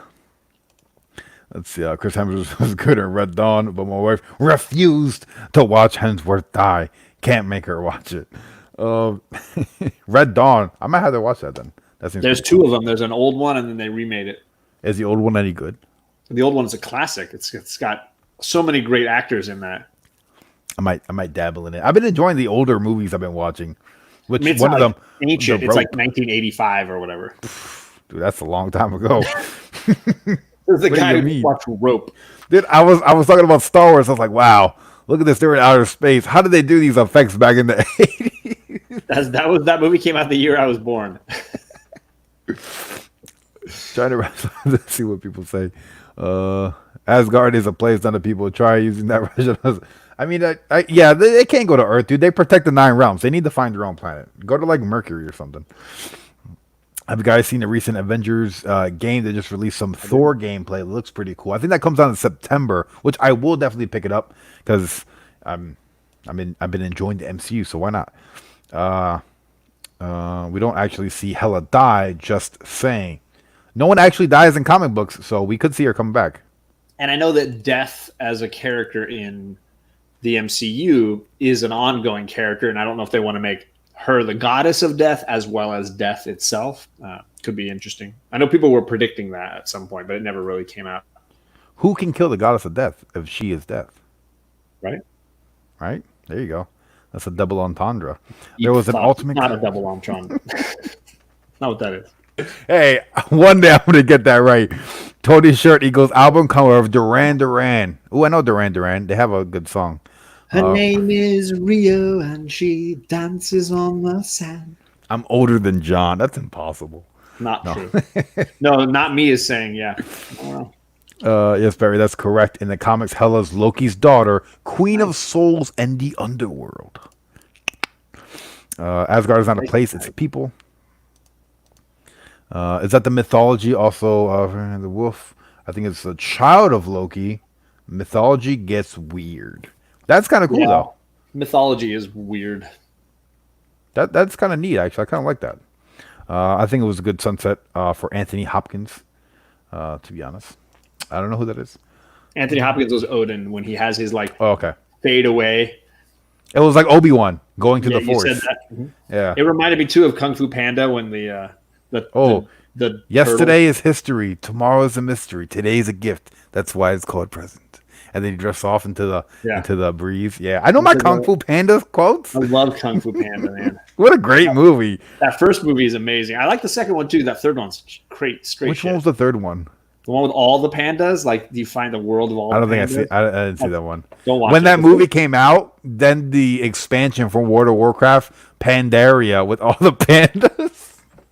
I'm like, whoa! Too many pandas. Hey, I made Old Man Perry a panda. Hey, I have Old Man John. Cabin in the Woods is great. I think that is on my list. It's like a horror movie, right? It is, yeah. Sci-fi horror. Sci-fi horror. I like sci-fi. What's your favorite Stan Lee cameo so far? That's a tough question. I know mine. Which one's yours?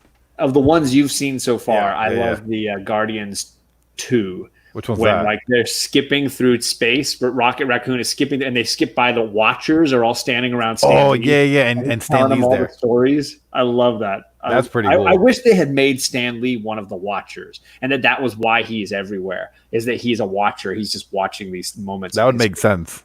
I thought that was what they were going to do, and I was disappointed that it didn't go that way. I don't know. That's a pretty good question. I think I'm going to sit down. I'll probably do like a video, like rewatching all the cameos and like picking my favorite. I'm sure there's got to be a master cut of all of them. Of all of them. Yeah, because I can't really think right now off the top of my head. And because I'm slightly inebriated. Is that the word? I'm not sure. Girls on Film. Great uncut video. What do you mean? Have a good night, gentlemen. Bye, TJ. I bid you a farewell.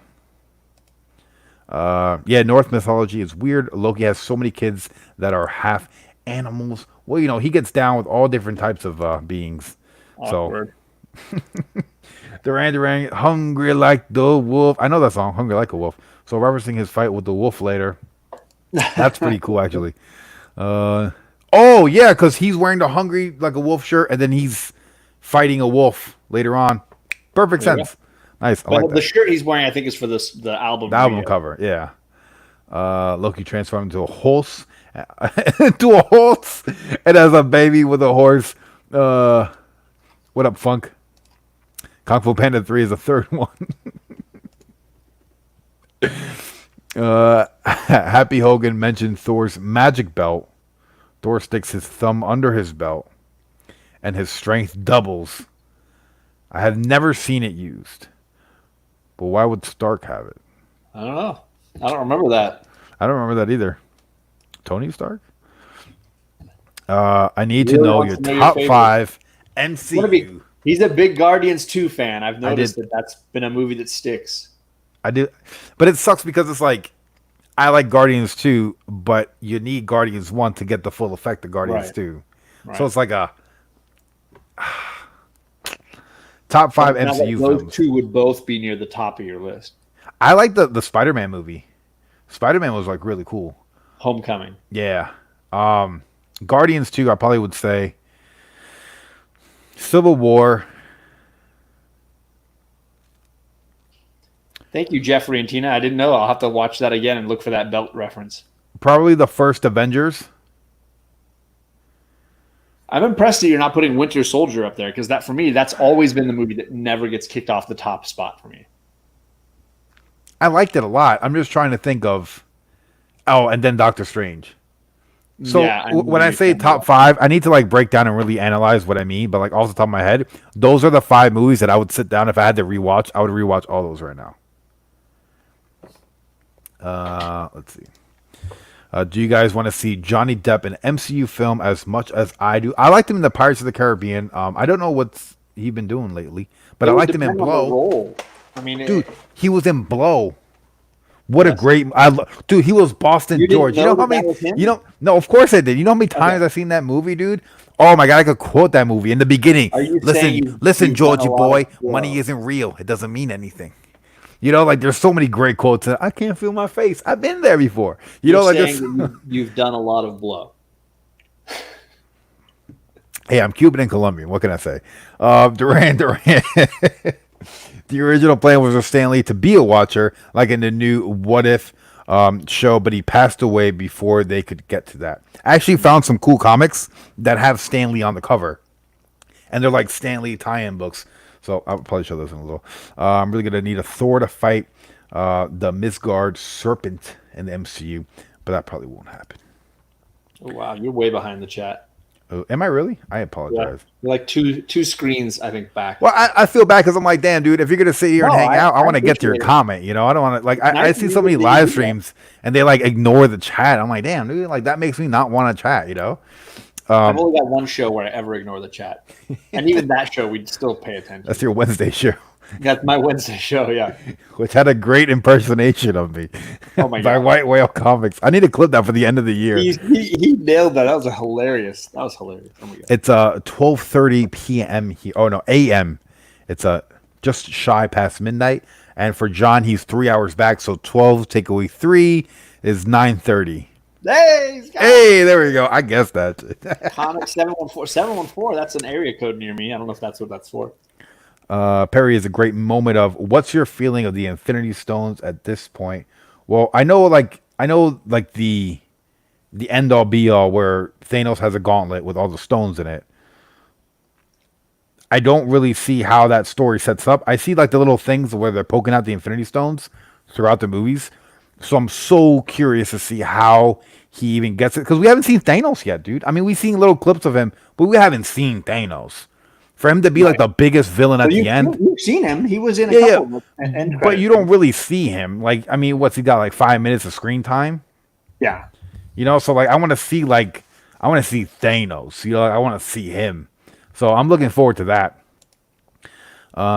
There was one North mythology story where Loki turned into a woman and had sexual relations with another bad. Hey, he's a trickster, right? I want to say. Do I have it? That belt was mentioned in Let me pull a Homecoming. book out. Let me see if I can find it. Yeah, go You ahead and go pull it ahead. out. Sure. The belt is mentioned in Spider-Man as being on the plane. I might have to look into that. Tony has a lot of old items basically as collectible. I think Thor's belt was supposed to be a joke. I never would have thought that Thor and Duran would have such a strong relationship until now. Civil War, Winter Soldier. Let's see. I lost my chat. The MCU ranking is a hot mess. It's all over the place, bearded. I need to sit down and I'm gonna strategically come up with a 10-point system and then award 10 points to each movie. See who ranks on top, who's in the A tier and who's in the F tier. I'm gonna grade it as harshly as my accounting teacher used to grade my papers. Johnny Depp as Gambit. Ooh, I don't know if I can see that. Maybe. I feel like Gambit's kind of young, you know. I love Perry's love for Doctor Strange. I was meh after the first watch, but I love it after. Yeah, I think the whole Doctor Strange being a wizard is freaking awesome. I like the whole wizard aspect. That bridge scene from Winter Soldier was easily most badass moment from Phase 1 and 2. Which bridge scene was that? John, which scene was that? I'm trying to remember. Probably when they're on the overpass and they're fighting on the freeway. And then Oh, they're okay. jumping Yeah. off And then it jumped off the they're thing. running the Yeah. streets. That was pretty badass. I could only rank in groups. That's fair. It's hard to rank a movie. Because, there's different reasons why you like different movies. Johnny Depp as Dr. Doom. Dude, just give me Doom at all. I need some Doom, daddy. Oh, I see Scarpad. If you guys don't know, Scarpad is the illest. I need to get Scarpad to do a review. Like right now, if Scarpad wanted to jump on with me, I'll be perfectly fine with it. Because Scarpad brings energy and he's got like some knowledge. And it's like, when you think you're like dead set in an opinion, he'll just flip that shit upside down. Johnny Depp is in the MCU and Mephisto would be sick. Let's see. What up, CJ? Off subject slightly, but have you seen this new Marvel coming out a few months? Marvel War Table. Is that a comic book? Is that a movie? I'm not sure. I'm kind of pissed off at Marvel and DC because there's no Marvel or DC comics next week. What's up with that? It's not fair. I've watched Doctor Strange more than any other. Yeah, it seems like a super rewatchable movie, and you could like put that on for anybody. Like if somebody comes on, they want to watch a Marvel movie, you could just put on Doctor Strange, and they don't really need to know anything. Right? It's a good origin movie. Yeah, and it's entertaining. It's funny. It's like it has so many different emotions throughout the movie. I get a handful of Stan Lee comic covers. Actually, I have some right here that I could show. This is what I was looking for. Somebody was talking about the female version of Thor, of Loki. I mean, of Loki. So this is in Thor, the Mighty Thor with Jane Foster issue 3, and she's fighting Loki, and Loki becomes like he shows that there are many iterations of Loki through the universe. Let me make a Big John. Sorry. Oh, so those are all the different Lokis, right? And then right after Loki. that becomes the female. And then the two ladies start just brawling, which is pretty badass. But again, you have that moment from the first Thor movie when she just sets the hammer on him. They can't get up. He can't really move at that point. Yeah, just put the hammer on him, then walk away. I love that stuff. So this is the Mighty Thor issue 3 from Jason Aaron's run. You get a nice little view of Loki through the ages. And then just to touch on, I picked up this one, which we were just talking about Doctor Strange, and it's Stan Lee meets Doctor Strange, which is actually really cool. This one I thought was a little bit better, and it kind of ties into Thor this week. Stan Lee meets the Silver Surfer, and it's really cool because it opens up, and not to derail too much from the whole movie topic, but you got Stan Lee and he's at his office, and then he gets yoked up by Galactus, and he's like, "Galactus, you're real?" He's like, "You should know you've been writing about me." I'm like, "Oh, this is good." It was a really cool comic. If you ever get a chance to pick up some Stan Lee covers for $1, I recommend doing it. Dollar bin diving, man, can't beat it. My top 5 are Doctor Strange, Guardians 1 and 2, Far From Home, Black Panther, maybe. That's fair. I'm gonna have to see Black Panther's next. Maybe I'll watch it Monday. Yes, I have my own channel. That's my link. John has a channel. Make sure to check it out. Making fun of me. No, John has a wealth of knowledge when it comes to anything. That is so not true. But when it comes to movies, I like to think I know a couple. Look, he drinks and he knows things. I mean, what else do you want in life? Johnny Depp equals I just subbed you, says Comics Misexplained. That's funny because I'm on a show with him every week. I've been on a show with him every week for the last year and a half. No, he got replaced by Bearded, right? No. For one episode? Because he wasn't there and Bearded was there. No. I'm pretty sure. I had Bearded on a show on Saturday night. No, on Wednesday. On the Comic Core? Yeah. Yeah, he wasn't there and Bearded was in his place. I know because Bearded was cracking jokes and nobody was laughing to. Maybe I'm crazy. I've been there for every single Wednesday show for the most part. Yeah, you're all right. I'm not crazy. Inaccurate. He's lying to you guys. Minister. I will take that, Andre. Fact, I will take that as a compliment. Any opinions on Disney stopping the Deadpool movie and also stopping the Daredevil Punisher? Look, anything that drives Rob Liefeld insane, I'm all for. I love seeing Rob Liefeld just go on a rant because it is the most entertaining thing. I do like Deadpool. It's a great movie. I don't know how I feel about Disney stopping Deadpool because it makes money. Oh, Bearded says it wasn't him. He was saying it was Comic Man Andy. Yeah, Andy was on. Andy hung out with us. Oh yeah, it was Andy. They both got beards. What do you want me to do, man? No, the difference between not all white people are the same, Perry. Look, man, they both got beards. Look, Thanos can suck my Infinity Stones. That's Scarpad. You know what I'm saying? Like that's look, it's past midnight. He's talking about sucking on his Infinity Stones. See, Cosmic was actually my graffiti name in high school. That's pretty cool, actually. Let's see. Are you still into anime at all, Jerry? My name is Perry, but I'm pretty sure you had autocorrect because it's fine. No one's ever met a Perry before. Yeah, I actually have a second channel where I've been watching anime. I'm actually binge watching Death Note, which has been phenomenal. If anybody is ever like remotely interested in any anime, Death Note is freaking bananas. Attack on Titan, My Hero Academia, Hunter x Hunter, those are all ones I'm watching. Thanos can suck my Infinity Stones. There you go. The belt is called Mugladosh, and I've known about it since the 70s, but I've never seen it used. Let's see. What's John's YouTube? Can I sub? John has a channel. Tier ranking is the best way to rank MCU instead of 1 to 23. Damn, there's 23 movies. Ooh, that's a nice comment, Octagon. I like that. So the idea that you would have like, oh, that's a tier 1 movie, that's a tier 2 so then you're not really ranking this one better than the other. You're just putting them in like an A through F scale, and just like putting them in there. That's still letter grading them. But if you just said like these are the top tier, for imagine like bronze, silver, gold. Exactly. If you had like 3 categories, the best, the mediocre. Oh, like my membership today, you can sign up for a gold tier membership.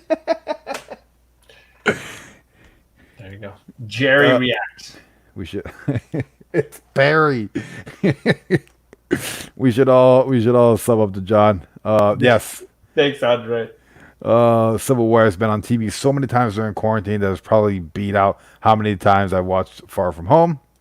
That airport scene. Oh yeah, that was pretty dope. Good comic pull, John. Mighty Thor. I'm missing. How's the YouTube? John's coming out.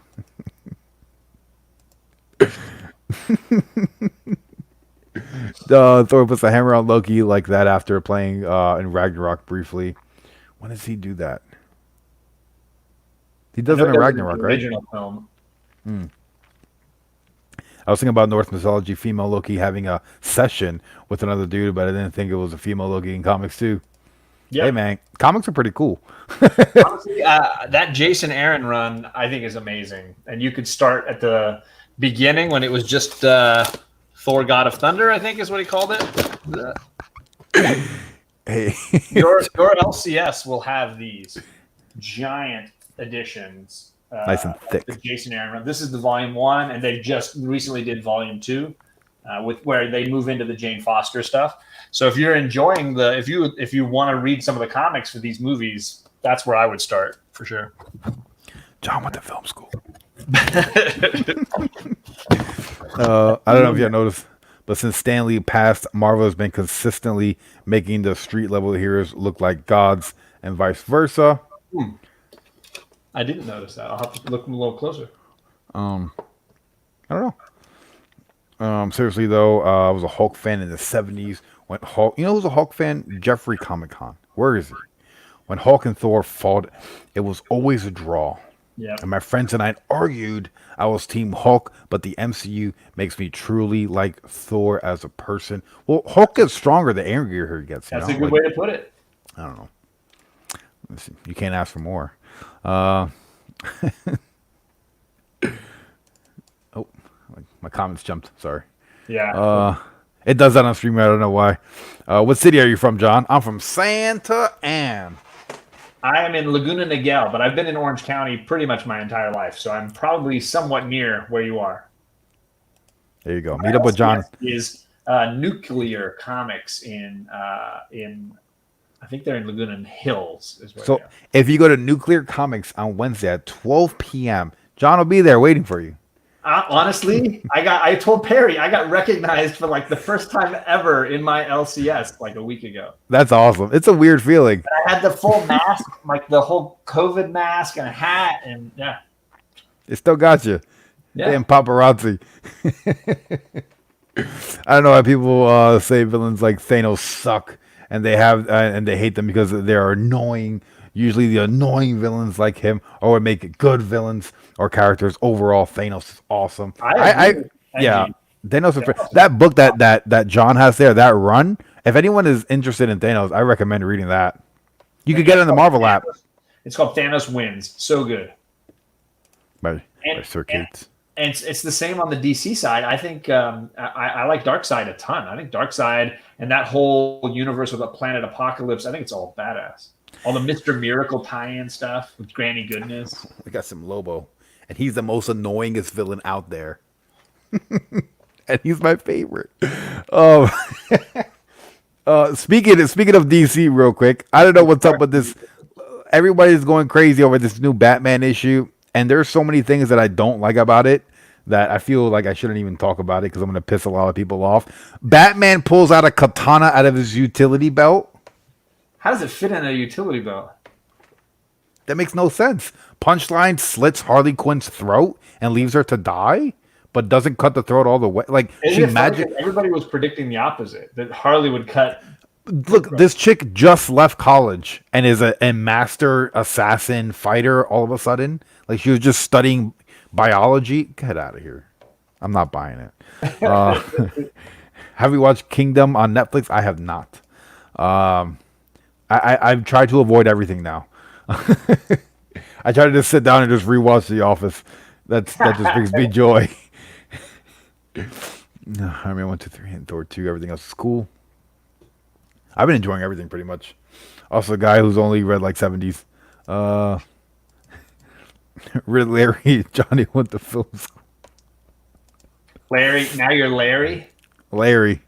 So Perry, who's the MCU character you want to see more of at this point? Ooh, good question. I want to see more of that teenager Groot. Dude, seeing him at the end of Guardians when he's got like a little bit of an attitude going on. I'm like, dude, I fell in love with the baby version of this guy, and I'm loving him as a teenager. I need more of this guy, man. that was probably my favorite. That and Doctor Strange. I really enjoyed. I want to see the second Doctor Strange movie. He was really like that whole movie, the way they did it, the way they were integrating like the whole spirit realm. I thought that was really cool. I really think that was cool. The Hulk in the MCU is a whiny little bitch. You see? Scarpad with the hot take, dude. You can't find this anywhere else. Oh my god. Shout out to Orange County. By the way, Stan Lee made one cameo in 100+ episodes of Agents of S.H.I.E.L.D., so you had to watch them all. I will. I read Thanos wins in 2016 with King Thanos. That was easily a top 10 Marvel comic for me. That's awesome, dude. It's great. Dark Neighborhood. That's a good great name for these lives. Oh, such a good one. You're not even lying. At least Doctor Strange will rank high in tears with Perry. Hey, they will. I don't know how much my tears matter, but Doctor Strange will rank pretty high in them. What do you guys think about John Punisher actor as a new Wolverine? I don't know. I don't know that he's a good enough actor for that part, but that's just me. It's going to be hard to take over for someone like Hugh Jackman. I mean, come on. Parks and Rec, heck yeah. Direction. Yeah, I've seen a few of those episodes. I've been enjoying that show Parks too. and Rec is amazing. It's crazy because the printers in Parks and Rec are the Saber printers that are in The Office. So I guess like at one point they were going to tie in the two shows together because Nice. one of the main people in Parks and Rec was a salesperson in The Office. So I wonder if, I don't know, maybe I'll pick up some more Easter eggs like that. Harley's going to die in her own series in issue 75. I'm calling it now, Jerry. Look, man, I'm not the biggest fan of Punchline. It's a weak-ass name. It's a character that has no substance behind it. Right. Joker is saying you're the funniest bitch I've ever been with. Dude, you say that to everybody. You are a master manipulator. You're just using this chick. You got annoyed with Harley Quinn and you wanted to kill her. You're going to do the same thing with Punchline. Nobody can please the Joker. He's in it for himself. Now he's got $100 billion. He doesn't want nothing to do with Punchline. Just saying. I am Groot. I love him. Who plays Groot? Isn't it that Vin Diesel? Yes. How hilarious is that? Yeah. We have like almost like an A-list actor Oh, yeah. playing a character that only says one word and you can't see his face. That's hilarious. Yeah. Hey, but when he said we are Groot before they all crashed onto the planet, you were like, oh my God. Right? all of us had that reaction because all he did was change from "I am Groot" to "We are Groot," and everyone. And then he sacrificed himself. You know, that was Right? beautiful, man. Beautiful. If you want to read it like a newer Spider-Man comic, I would probably say Chip Zdarsky's what was that? Life of Spider-Man. Life of Spider-Man. I think it's like what 6 issues. Oh, sorry, Spider-Man Life Story. Spider-Man Life Story. Chip Zdarsky came out last year. It was really good. Yeah. The premise is Spider-Man in the 60s, but he gets older, and then we see like the 60s. Then the next issue is the 70s, 80s, 90s, 2000s. So he's an old man. It's really good. I don't recommend reading the current Amazing Spider-Man run at all. It's pretty much garbage. Thor, God Bomb, with Gore was another amazing top 10 material Marvel comic. Yep. That's the one I was just talking about. Yeah. Good one. Strange. Have ever you see Doom Patrol? Yes. I'm not a fan of the comic. I think the comic's pretty bad. Before we the went TV live show. talking about it. Yeah, because episodes 1 and 2 just dropped. I think it was like a 2-hour premiere on HBO Max. I think they're going to do like the weekly release, which is really cool. Season 1 was awesome. It was really good. It's probably one of my favorite like TV show superhero type of shows. And I've seen most of season 1. I'm not done with it though. You gotta watch it, John. Did I get new headphones? Yeah. So like the other ones, like I don't know if you can see like the cushions and the cushioning. The other cushions are like just completely deflated. So it was like metal on my ear. I'm like, I can't sit here for 2 hours and watch a movie uncomfortably. Or play all your Call of Duty and Or edit, because I had to edit with my headphones on, and it takes hours to edit a video. So I'm like, this is just driving me nuts. Parks and Rec is much better than The Office to me.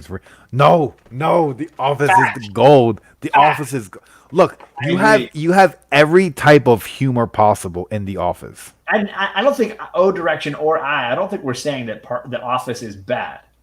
We're just saying we're going to rank the Parks right above it. I don't think so. Maybe. I don't know. I've watched The Office like 10 times, every episode. When is Berg going to watch more of The Wire? Dude, they just took down my Wire video. I'm so mad about that. So now you guys are going to have to wait like 2 months. Because I'll have to sit down and watch every episode of the first season, which is an hour long. And there's like 20 episodes in the first season. So that's 20 hours. How many episodes are in the first season, John? I think it's 13, 20. Okay, so I had to compile 13 hours worth of content into one video. You've already done the first one. Yeah, but I had to cut that down even more because they took down the first one. So I had to compile 13 hours of content into one palatable video. So it's gonna take a little bit, but don't worry, I will knock everything I started out. Designer is better than Punch. What do you mean Designer's better than Punch? Designer's dead, dude. Joker was controlling Designer. Designer was just a corpse. It was a joke. Also, Chris Pratt is in it, so that's a plus. There you go. Yep. Oh yeah, he's in the Parks and Rec show. Parks and Rec, yeah. Andy. Thoughts of Margot being a lead in a new Pirates of the Caribbean movie. I only watched like the first 2 Pirates. I need to catch up on that. I think I've seen the original trilogy. I just didn't see the new one. Since you brought up DC, have you seen Michael Keaton's news of the Flash movie? So it was hilarious because it was time with you watching Homecoming and you were like, "Wait, dude, he was Batman." I didn't know he was Batman, dude. I haven't seen those Batman movies. I've seen the Batman and Robin movie. I've seen the one with Poison Ivy when like Batman and Robin fell in love with Poison Ivy. He was the Batman? No, that was George Clooney. That was the like 3rd one in that series, or the 4th one. The original movie, he just faces the Joker. I don't think I've seen the original one. It was Penguin and Catwoman, and then the 3rd film was Riddler and Two-Face, and then the 4th one is the one you're talking about where they had Chill Out. Yeah, and so I know that one. So the first 2 were Michael Keaton. The 3rd one was Val Kilmer, and the last one was George Clooney.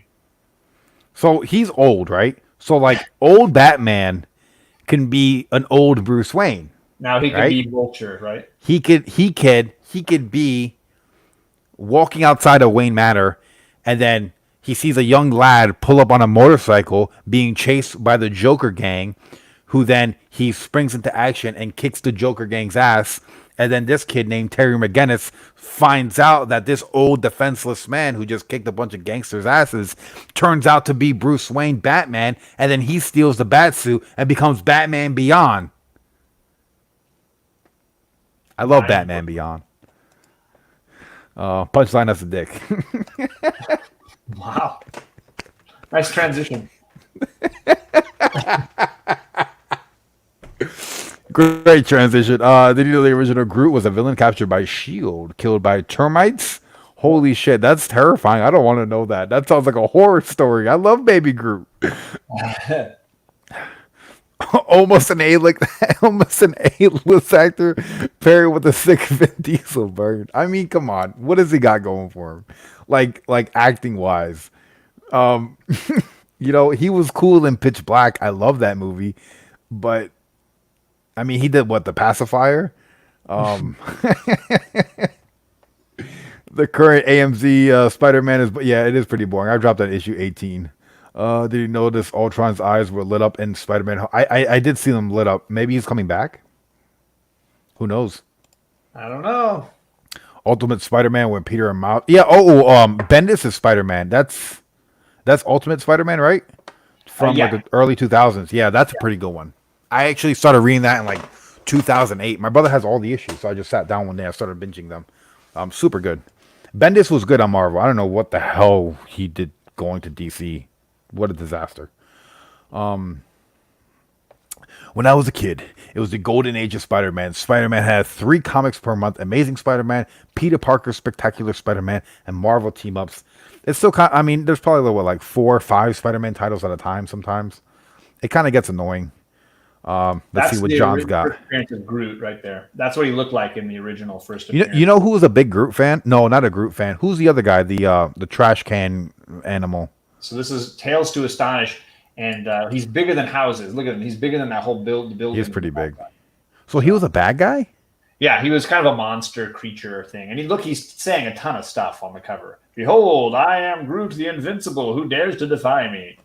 But he does say I am Groot right there on the cover. Kind of cool. Oops. So the for those of you interested in the early days of Groot, you got Tales to Astonish number 13 from back in the day. And there's a good guy on the side saying, "I defy you, Groot. I shall destroy you before midnight." And Shield had to kind of capture him and stop him because he was a problem. He was evil. Here we go. Later he was a member of the Guardians of the Galaxy. So there you go. Little history for you guys. I'm gonna stop sharing and just see what's going on with Perry in the blank screen. Hold on. Clearly, his battery on his camera just died. No, that's what happened. Yes. He wasn't expecting this to go on for 2 hours. No. I was. Should I be sharing the books I picked up this week? Yeah, One from Future. Great book. There's Merlin on the cover. Great book. Highly recommend it. That Texas Blood was a very good read. I recommend that if you haven't read that. And then the other book I got this week was Die, issues 11, cover A and B. Those were all very good reads. I enjoyed all of those. And tomorrow morning I'll be on a live stream with my daughters, and I'll be reviewing those, giving a little breakdown, because those were good reads, all good reads. I picked up a lot of indies this week. You know what, Mr. Edgy, I read Dark Knight's Metal, and I didn't love it. I didn't like it a whole lot. So I skipped the new one, Heavy Metal. It just didn't appeal to me. So I just passed on it. It wasn't really good. John's can get an automatic subscription for preferring raw. Thanks, Direction. That's hilarious. Perry's having an epilepsy attack. Taffer, I recommend that Texas Blood. I mean, it's a very Coen Brothers kind of comic. It's not your superhero stuff. It's very different. So I kind of dug it. Dark Knight's Metal was hot garbage. See, there you go, Borinkin. I kind of agreed. I didn't care for it. I have some hardcovers that I'm What do you mean? It had Lobo in it. Yeah, that's not a selling point, buddy. That's not a selling point. Let's see. John, you should read SOS. What is SOS? I don't know that one. Oh my God! I just lost Perry. He died. That's the John Show. Welcome in. See, now I can show off. So I bought. This was the one Old Wolf was talking about. I got this cover for Fables. It was one of the issues from the early part of the run that I was missing, and the other show I did the other day was talking about the second and third trades of Fables. That's why I have these. These are all from Love's Storybook Love. Great storyline. Real quick, I got a new tripod, and I was sticking the thing back in the wrong way, so the hole wasn't aligning. Yeah, the hole wasn't aligning up right. I was like, I can't get it in the hole, and I was pressing the button over and over again, and it just wasn't working. That's what she said. Pretty much. Whew. Sorry. What were we talking about? Were we talking about comics from this week? Yeah, Bearded was saying some things, and I just figured I would show the books I grabbed this week.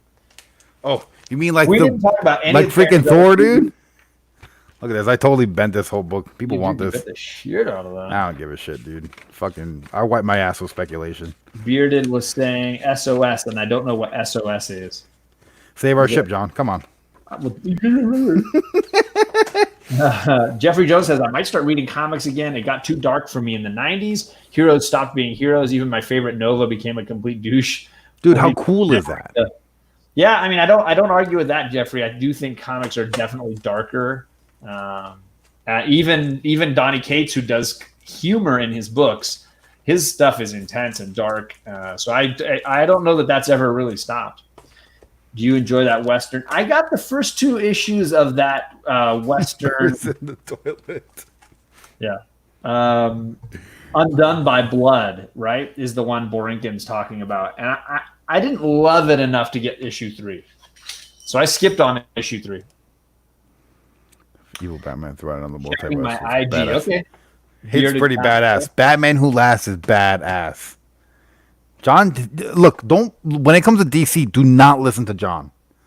DC's flagship book of Deceased, John's like, it's stupid. Wonder Woman. Look at Wonder Woman's eyes. No, I can't read it. No. Of my 5 favorite books, I have more DC than Marvel. Wow. But they're not the books that anybody else is reading. They're Lois Lane, which is the partner book to that Jimmy Olsen. This is freaking awesome. I thought this was garbage. And this guy on my show and read that. And I was really in a car parked on a street somewhere during that live stream. Oh, he was raiding Area 51. Yeah.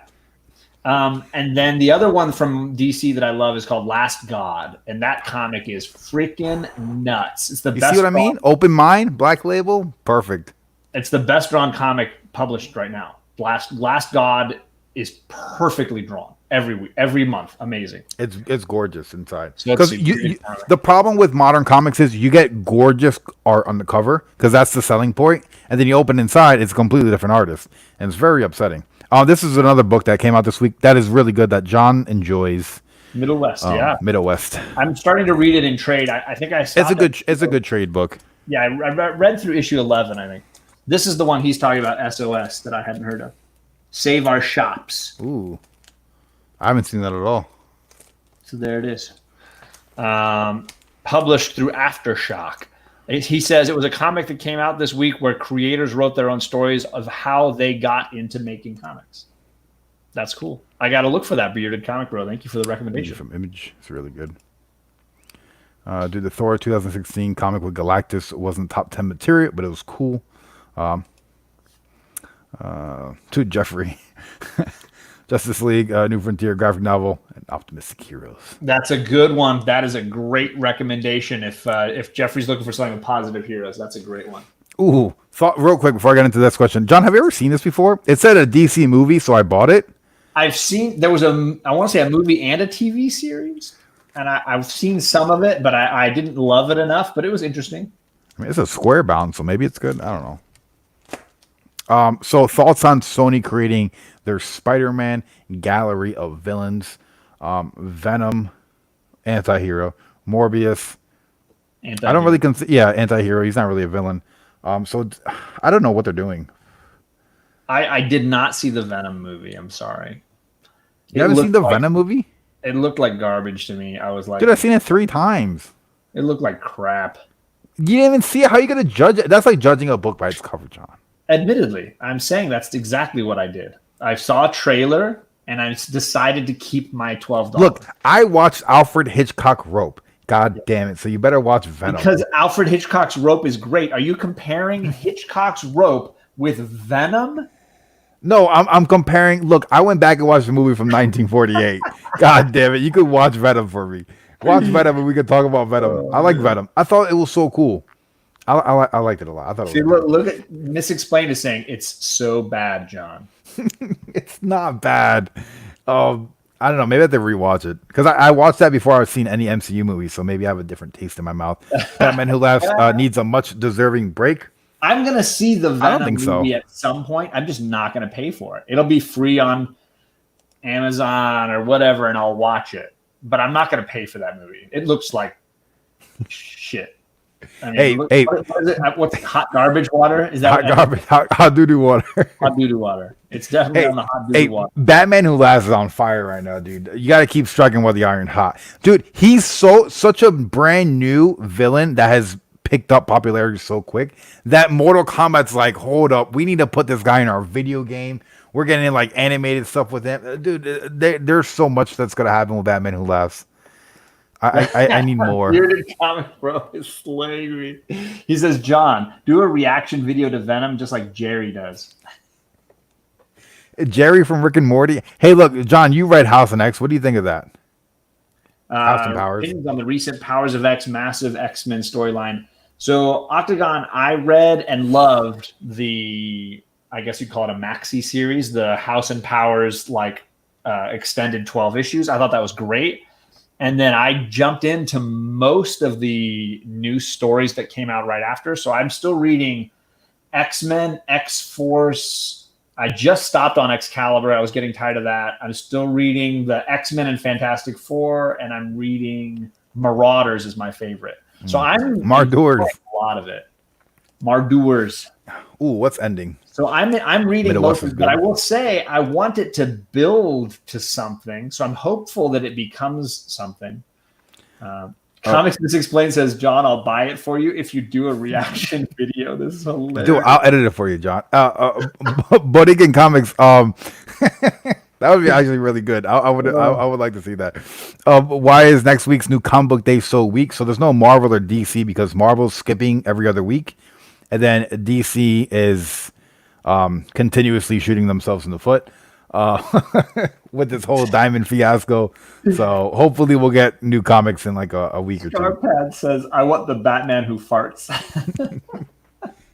What up, Biggie Shack? Biggie Shack says, clearly Perry is the movie expert now, John. Come on, man. That's just crazy. Dude, I watched a movie from 1948. Come on. I own several movies from that era. What are you talking about? Yeah, but you were born in that era. I gotta go kill Guy Pearce's wife. Have a good one, John G. I like calling you John G because of Memento. Right. He just said he wants to kill Guy Pearce's wife. So that's Who's that? Joke. I gotta go kill Guy Pearce's wife. John G kills Guy Pearce's wife. He was making that joke, brother. Oh my god. Right? I thought Guy Pearce was the chef with the spiky hair. That's Guy Fieri. Oh. Guy Pearce plays the act. He's the actor who plays the character in Memento who lost his memory. Damn. Be careful. I learned how to drop my link. If anyone isn't sub to me, I'm the immortal Biggie Shack. Please give me a chance. Hey, if there's 49 people in here, well, subtract Biggie Shack. So 48 people in here who aren't subscribed to Biggie Shack, I recommend doing it. Biggie Shack has a plethora of entertainment that is just untapped. He has untapped potential. He literally takes you around his entire city. He brings you to comic book shops. He brings you entertainment. He brings on guests. Biggie Shack is a very underrated channel that will explode one day. I'm telling you, man. How you doing, Biggie Shack? It's so bad, John. Don't lie to him. Explain.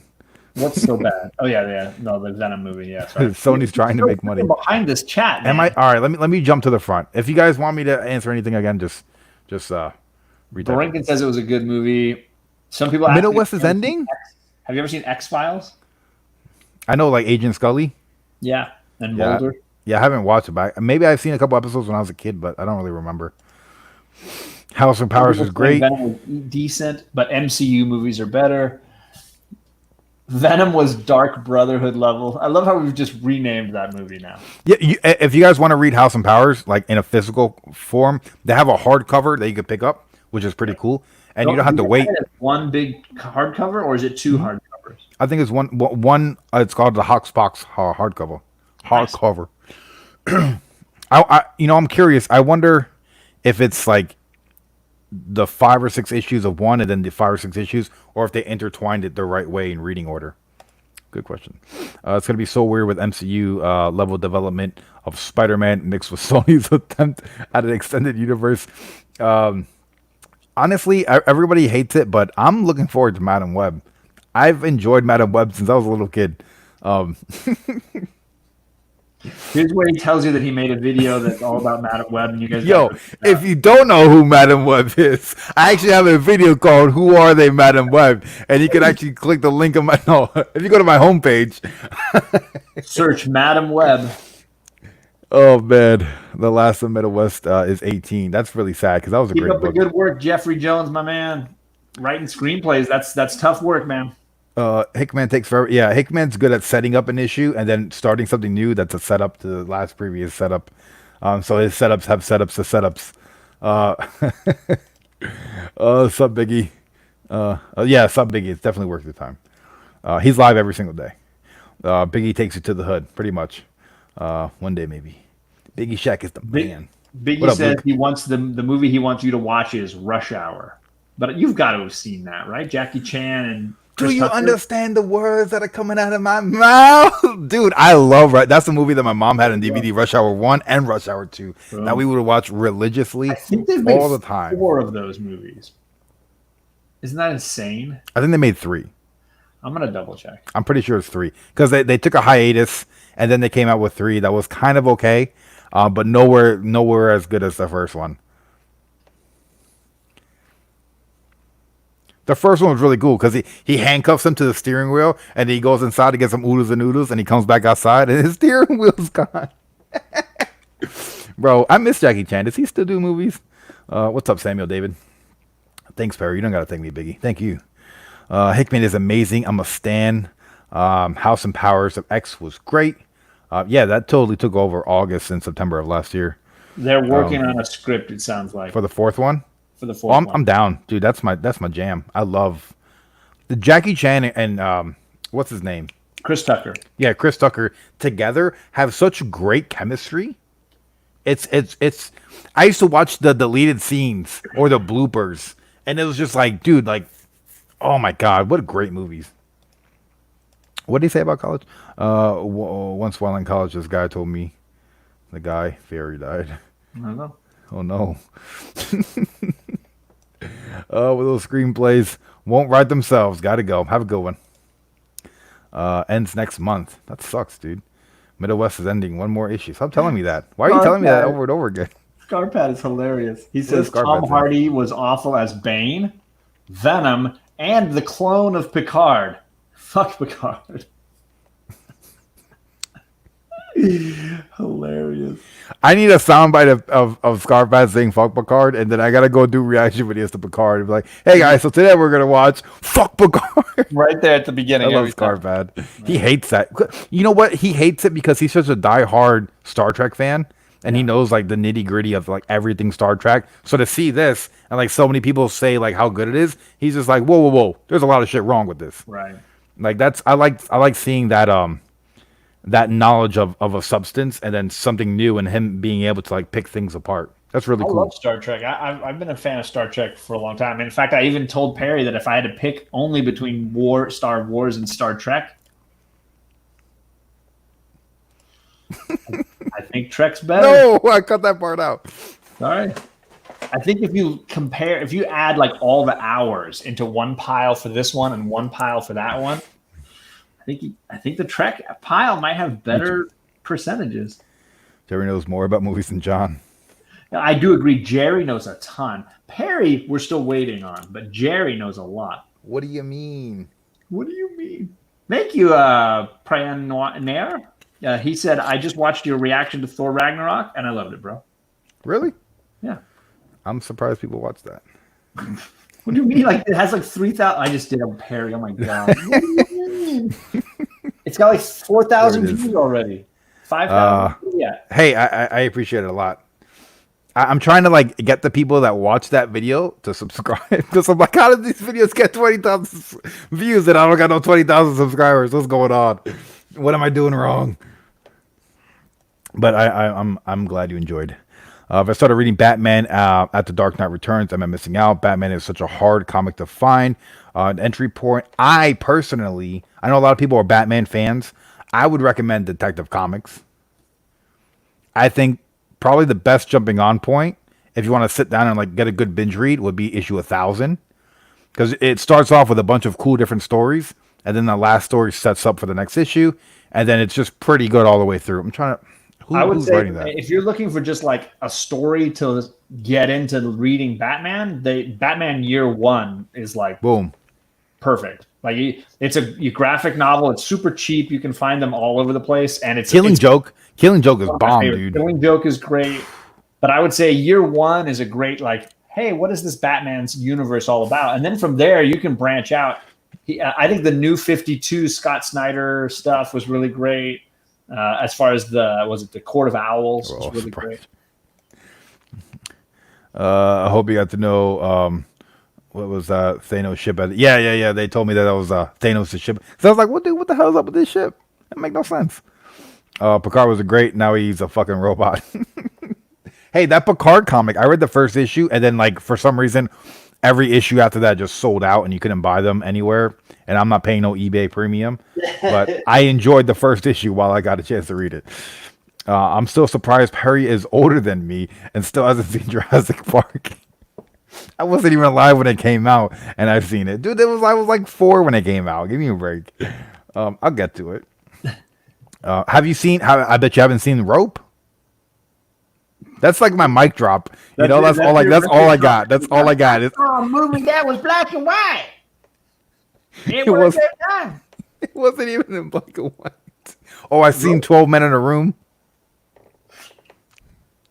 That sounds like an adult film. It's not 12 Men in a Room. What?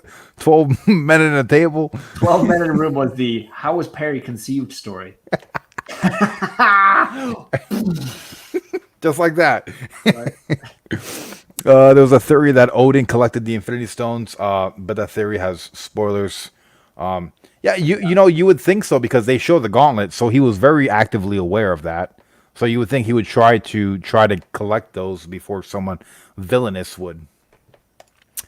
So how did Perry like Thor Ragnarok? My daughter loves it. Go and watch my reaction video. No, I'm kidding. I enjoyed it. It was fun, dude. It was a good movie.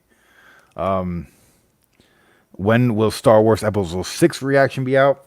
Now, I did get a little sick, so I felt last week. Yeah, I fell behind. I'm going to try to see if Saturday I could watch it. If not, I'll definitely watch it Sunday.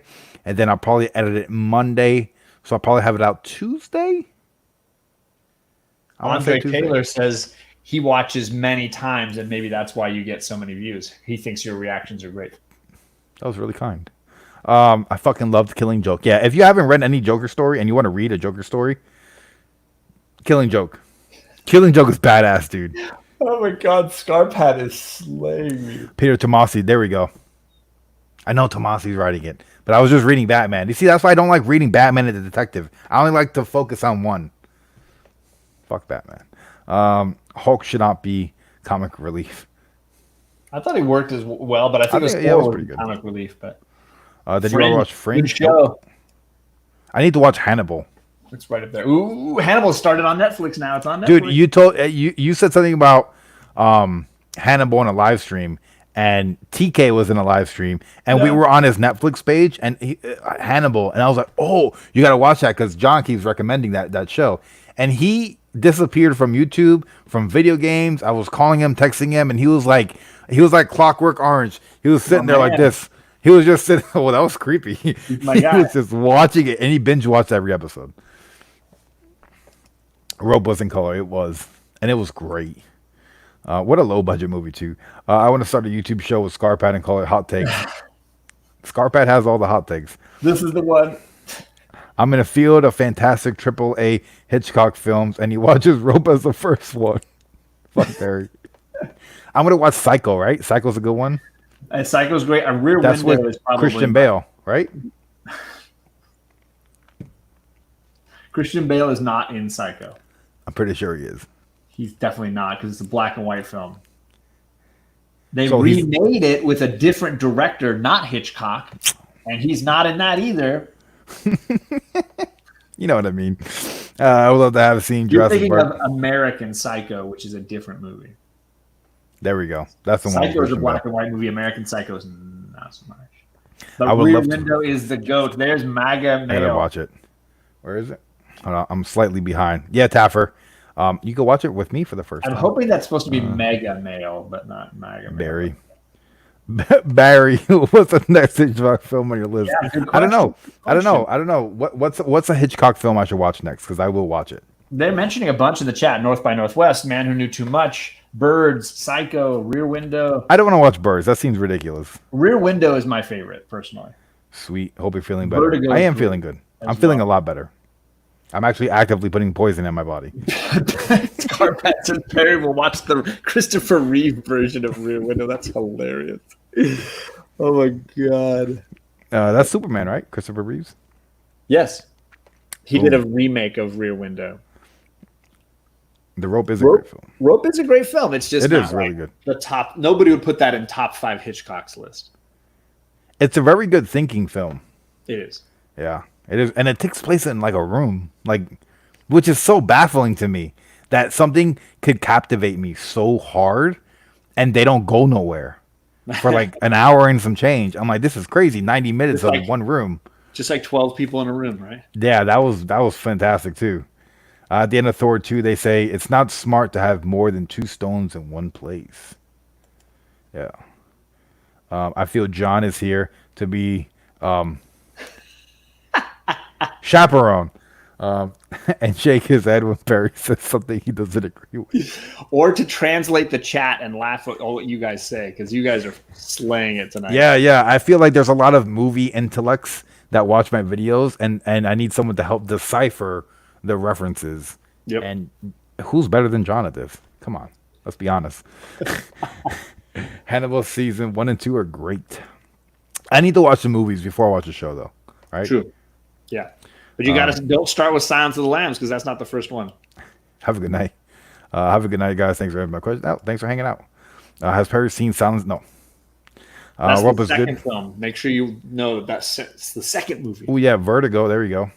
Good one. That's Hitchcock, right? That's probably my second favorite Hitchcock. Rear Window. Rear That's the Window. number one. That's the best one. That's the All right, goat. you said that's the best. I'll watch Rear Window. Rear Window is phenomenal. In fact, Remember- was it Downright Nerdy Podcast did a show on it a couple 3-4 weeks ago? Did he really? Yeah, they do that. What is it? Downright Annoyed with Movies thing. Oh, okay, yeah. I've been seeing that. I try to like avoid all the movie stuff because I'm like I don't want to Yeah, get influenced by people's opinions. sure. Bale's in a movie called American. Yeah, The Birds. Damn it, Jerry. Is it Jerry from like what's that TV show? Rick and Morty. Have you seen Rick and Morty, John? I never have. I definitely missed out. I don't No, watch you a lot. didn't. You didn't miss out. You could still watch it. Well, the thing is, like, John's acting like the ship has sailed. well, no, because once you're married, to watch stuff, you usually need to watch stuff your lady wants to watch too. And my lady's not interested in watching animation. Like, she's like, Okay. it's like kids stuff. And I'm like, It's no, not even close. And no, I try to explain it, but it's like trying to sell her on South Park. She's just not going to have it. Get it on your phone. Go to the Yeah. restroom. Sit on the toilet. Come on, we all do this, and just watch Rick and Morty. She's gonna come in on you like, "What are you doing in the bathroom?" And you're like, "I'm watching Rick and Morty." Boom. Perry will probably watch the Christopher Reeve version. So, not me. The first Hannibal version on film is a movie called Manhunter, and it was Brian Cox, who plays in the X2. Have a good night. He plays Hannibal, and it was done in the 80s by Michael Mann, the director of Heat and Miami Vice. And I really, really like Manhunter. I think it's a great movie. It's a version of the book Red Dragon, which Ooh. Anthony Hopkins later made as a movie as well, including in his Hannibal series. Thanks for calling me a movie intellect. I haven't even seen. You can watch my video. It's only like 10 minutes. I summarized the whole 90 minutes for you. Perry, watch Spartacus, a TV show, and comment on the amount of schlongs in each episode. Oh my god, Scarf has the best. Parks and Rec has a Jerry. It does. Ooh. It does have a Jerry. I love Jerry. Whenever John tells you to watch Perry, do it. He is your guru. That is true. John has steered me in very positive directions. What is the first Hannibal? A prequel? So yeah, it would go Manhunter, and then it goes Silence of the Lambs, Hannibal, and then there's a prequel movie called Hannibal Rising, which I hear is horrible. And then they remade Manhunter and called it Red Dragon. So those are the 6 Hannibal films before the TV series. But the truth is the TV series goes before most all of that stuff. Wow. So you could separate it out, but I think part of what makes the show work is that you know what Hannibal's going to do later in his life. So it kind of plays on what you already know. I don't know what he's going to do. I'm saying if you've seen those films, I mean, Silence of the Lambs was a huge, I mean, people today still say it's one of only 2 horror films to win Best Picture. And it also won Best Actor, Best Actress, Best Screenplay, and Best Director. It swept the Oscars. Holy smokes. So it was a huge, huge movie. And I think because of that, everybody kind of knows enough about Hannibal to kind of know what he's going to be doing. So to see him before he got caught is kind of interesting. That's kind of cool. Yeah. Red Dragon has Edward Norton Taffer. You are correct. And it's basically for one thing. The plug is it's basically another version of Manhunter. It's the same story. Pretty much. Hey, if I get a chance to promote my video, I'm going to do it. Red Dragon has Edward Norton. You spend that much time editing. You better promote it. 350 videos. I'm going to edit it once in a while. No, you're not going to watch them all. Barry puts the lotion on the skin. What does that even mean? I couldn't get it him past eating Ray Litaton's brain. Oosh.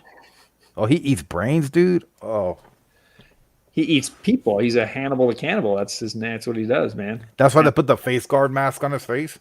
Well, yeah. So yeah, in Silence of the Lambs, he's already in jail. The whole point is that he was caught by another detective long ago, but they like to pick his brain on new cases. So they send this young trainee to go ask him some questions on his theories about this new killer. And Hannibal is just very menacing for somebody trapped in a cage. He basically can take you apart with his mind. He can break you down. He was a therapist and was notorious for traumatizing his own patients in a way that they didn't realize that was happening to them. That's kind of sick. It is messed up and beautiful and tragic and amazing. John said it's messed up and beautiful. It is. It is. There's no other way to just pass over my view like Huey Lewis in news. Please let me make John laugh. I don't understand what that means. It's all right, Perry. You don't have to. It's okay. Scarface is your favorite film, Immortal Biggie Shack. There you go. Come on, dude. Carlito's Way is way better than Scarface. Oh, my God. It's true, dude. Okay, I'm reloaded. And then Benny Blanco at the end. Oh, classic, dude. Way better than Scarface. Wow. How is it not better than Scarface? Dude, Scarface, the book was way better than... AF. Dude, the book was freaking awesome, dude. He was selling weed in Cuba. He was robbing banks in Miami. Just because you like the book better doesn't make the movie better. The movie is boring AF. Carlito's Way? Yes. You're crazy, John. No. You're a crazy man. John and those medication. Jerry's just picking John's brain on what movies to watch.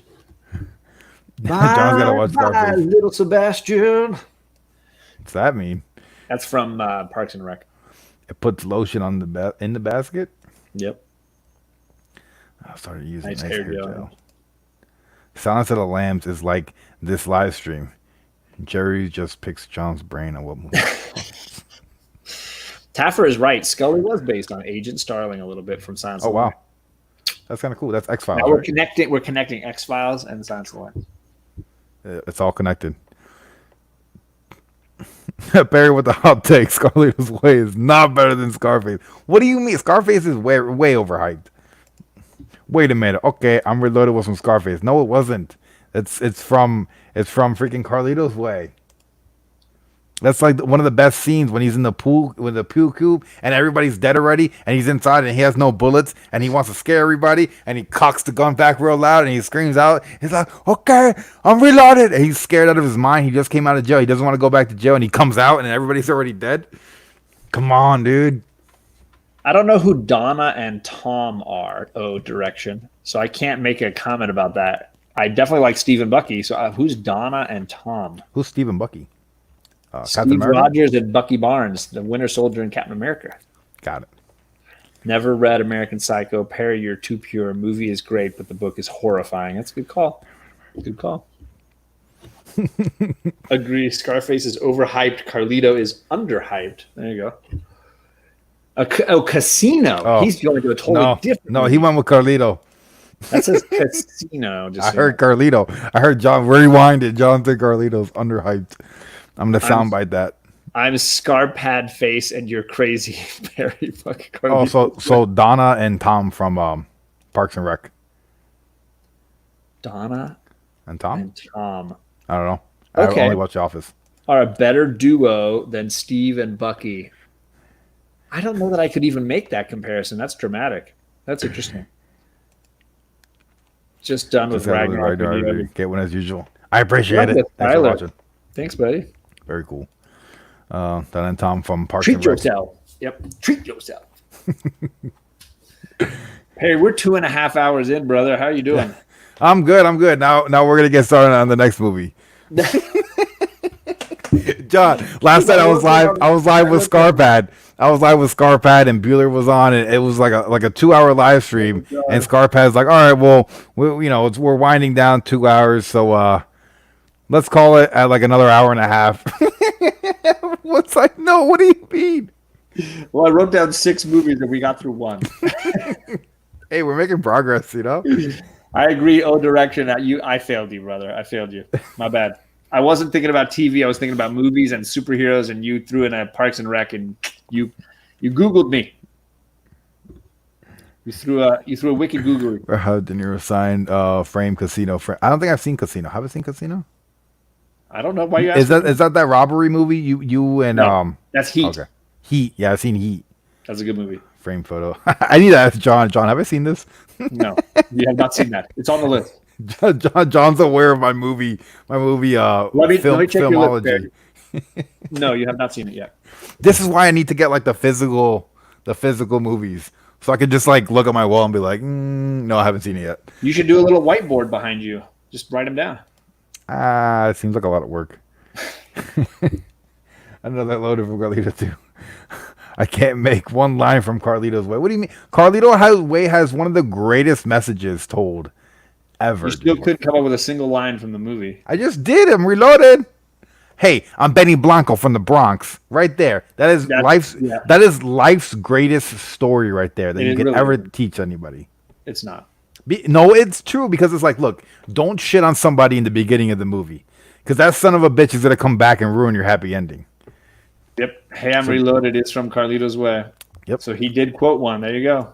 He got one. Heat is fantastic.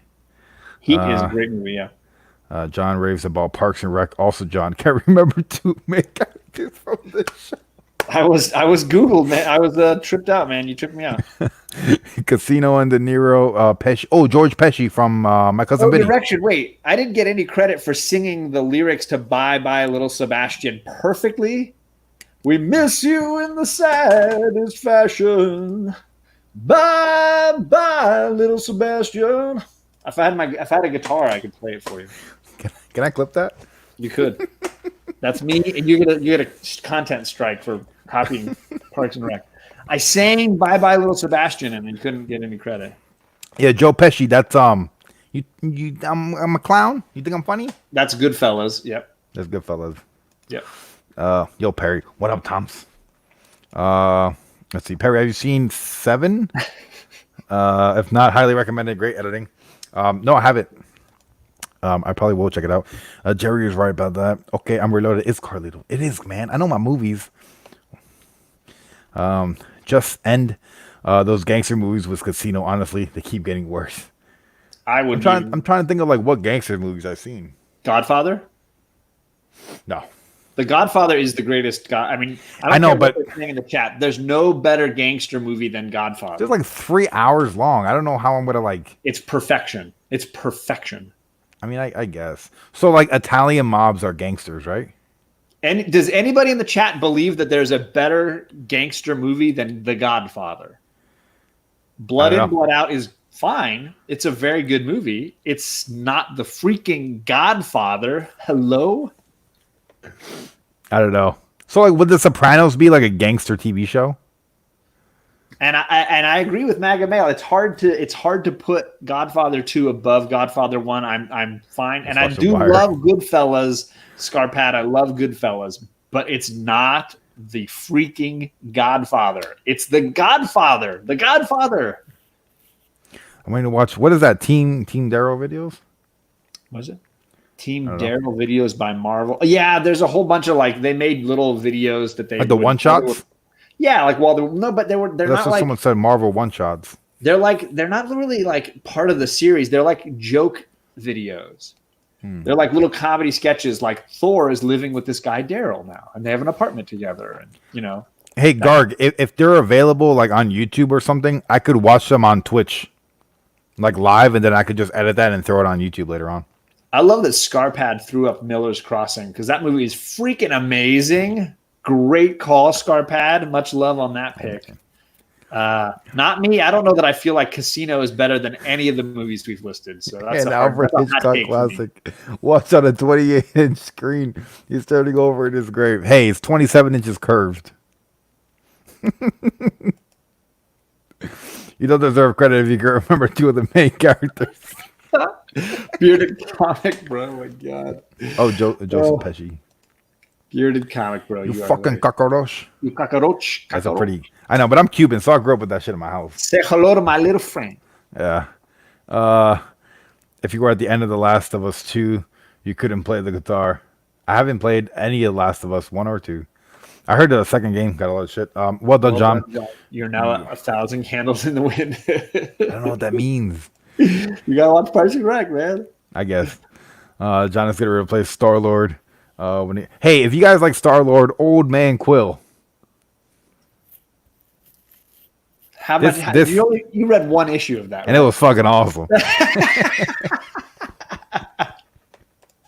Oh my god! Did you see I gifted Jay Blitz 2 books today? Oh, which ones? It's funny because Biggie's in the chat. So Biggie, I gifted Jay Blitz the same trades for Die trades 1 and 2. Just because I wanted to get a chance to read it. He was asking me about like what do the issues cost? Should I read this? Should I check it out? So I was like, yeah. On Amazon, both of those trades are $20 together. You can buy both trades of Die, 10 issues, $20. Not bad. Done. And I was like, just give me your address, buddy. They're on the way. I have seen the Vegas Vacation. That was actually really good. Blood In, Blood Out. I haven't seen that. Ooh. I heard a lot of comments about that. Bearded, that is a very good gangster movie that deserves to be way up there. And my chat jumps. Still no Godfather, but it's just great. Blow is bomb, dude. I love Blow. I love when they're going to the hospital and he's looking for a luggage and he opens up the suitcase and just like a puff of cloud goes out. Good times. Are you going to shut this down at some point or just keep reading the chat? The chat. Goodfellas is a gangster movie like Casino more though, but it's just preference. I need to watch these and maybe I should do a series, the best gangster movie out there, right? And rewatch all the gangster movies. If you've never seen The Godfather, no, I mean that's where you start, buddy. That's where you start. It's an amazing. There's like a new because I took like law studies, and there was a movie like a gangster movie that took place in New York. Maybe it was like he said it was a Bronx Tale. Yeah, I don't know. This guy walks into like I think it's like a barbershop or it's bar. A Western. It's not exactly a gangster movie, but it's a great movie. I think it's the movie. He walks in and then he turns around and locks the door, and like that's a form of kidnapping when you do that to an establishment. Oh. And he turns around like it was like they were showing us clips from gangster movies, okay. And our assignment were to figure out all the laws that are being broken happening in a scene that are like subliminal that most people don't pick up on. Huh. But I think it was the Bronx Tale. But I do want to watch more gangster movies. Not Me says another great gangster movie is Bound, and I agree that's a great movie. But it's not on the same level. But it's a very good movie, very very good movie. I want an equal amount of blueberries. Scarpad. Oh my god. On a serious note, what Doctor Strange comic issue do you guys recommend? Donny Cates did a Doctor Strange run. Was it good? Was it good? I kind of liked it. Oh, okay. I know Kachun was talking about the last Doctor Strange run that was out. I never got a chance of reading it. Okay.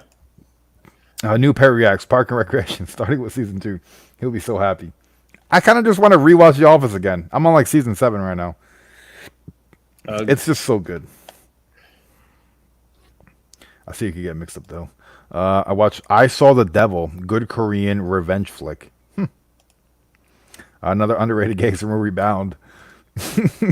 To be honest, I want Perry to watch some Tarantino shit. I want him to get started with Dust Till Dawn. He did Reservoir Dogs. I did Reservoir Dogs. What's the next one? Well, it's hard because there's the one like he's mentioning Dust Till Dawn, but he didn't direct that one, so it's hard to know which one. He's a writer. Yeah, he wrote that one. I think I might try to check out because the other one, True Beauty. True Romance. True Romance. Yeah, a lot of people are like, "Thank you for saying that in your film. I want you to watch that one, even though he didn't direct it." A lot of people love that one. Yeah, I might check that one out too. That's a Tony Scott movie, not a Ridley Scott. It's Tony. They're brothers. Ridley Scott. Hello, I seen Gladiator. There you go. Yep. I know we're not going to get in. Tony Scott did Top Gun, and he did True Romance. Ridley Scott did Alien, and he did Gladiator. They took down my Top Gun video. What? They took it down like 3 weeks later. Oh, geez. Someone at Paramount did a manual review, and they flagged it. They're like, "Do you want to fight this copyright claim?" I'm like, I don't give a fuck, dude. Wow. Just whatever. I just uploaded it in like 6 months again and put like a center bar on it or something, you know? Fucking. Godfather's a little slow. Oh boy. Just shut this stream down. I gotta go. I disagree, but I know that it's like older, so I understand. Fucking Perry watch Godfather. That's the one that I was laughing at. It's like watch the crappy one first. No, it's very true. Sam, I am. There he is. True Romance is awesome. Watch it, Perry. That's what he says. I'll check it out. Definitely. Tony Soprano is in True Romance, but he's got a lot of great cameos in movies. I love him in Get Shorty. Great cameo from James Gandolfini in that. I literally watched The Sopranos, and I feel like I'm hanging out with my dad. Old Direction is slaying me on the two main characters thing. Dust Till Dawn is very spoiler or vulnerable. Rip Tony Scott. What other movie did Ridley Scott do besides Gladiator and Alien?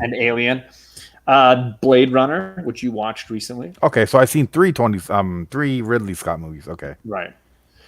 I'm trying to remember off the top of my head. I know there's a bunch of other ones that my brain is going back. Oh, Thelma and Louise, Black Hawk Down, The Martian, which was recently a Matt Damon movie. Some of the more recent Alien films, Covenant, Prometheus.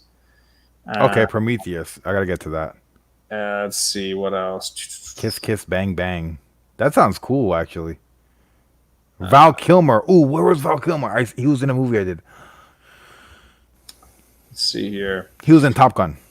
G.I. Jane, White Squall. Those are good ones. The Craft. Ooh, Topless? What was Topless? What? You got me Sounds looking like at the wrong screen. It sounds like boobs where. Salma Hayek in Dust Till Dawn? Yes, she is. She does a striptease with a snake. What? Where's that on my list? Right? Have you watched Rocky? Giant yellow anaconda. I think I watched one of them. He did do a horrible Robin Hood movie, Taffer. You are right. Hey, I'm from Jersey. What do you expect? Bearded cock waste management. Dude, I got to get out of here, man. We got to wind this down. You just keep reading the chat. I feel like shit, this is still going. I literally, for like the last 40 minutes, I was like, I wonder if I could keep pushing out movie content, how long John will stay. That's John's vice, is the movie content. It's taken me a year. It's taken me a year to figure it out. What can I do to keep John on for a long time? Plus, I'm the only one here. If there were like 5 other people in this chat, I would have just bounced. But it's just me. I feel guilty when it's just me. Oh, it's okay. I'll make you feel guilty. That's fine. Oh, American Gangster was really good. What? American Gangster with Denzel. Yeah, that was bomb. True Frank story. Lucas. Yeah. And that's a Tony Scott, I think, or is it a Ridley Scott? I can't. It's one of the Scott brothers. Perry, are you into Oscar-nominated movies? I don't really know what that means. Oh crap! Bearded Comic Bro, I forgot. Oh my god. Well, but Bearded Comic Bro, I did almost 2 hours of exercising today. So I have a thing going on where I'm exercising for every hour that I'm on YouTube. Oh, so you've been on YouTube for 2 hours and 45 minutes. 40 minutes, yeah. So I owe some time, for sure. All right, so let's keep But this I did for like 3 an hour hours. and a half hike this morning, and I was working in the backyard a little bit. So I'm close to this total, but I'm gonna have to work out tomorrow for sure. I'm gonna do that too. I'm gonna work out for. No, I'm not. I've done well this whole week, although I wasn't on any streams yesterday, and I worked out anyways.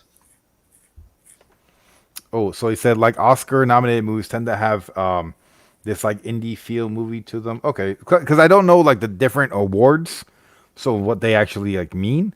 But yeah, I mean, I'm totally open to watching whatever. If anyone has like short film recommendations, I'll even do that. Keep this running, Jerry. We got to get out of here. Oh man, let's see. I love y'all's channels. Good night, y'all. Postponed my watch all Friday. Tonight's the hang. Very cool. All right, we are going to end this. It's been 2 hours and 45 minutes. We've given John a good workout for tomorrow.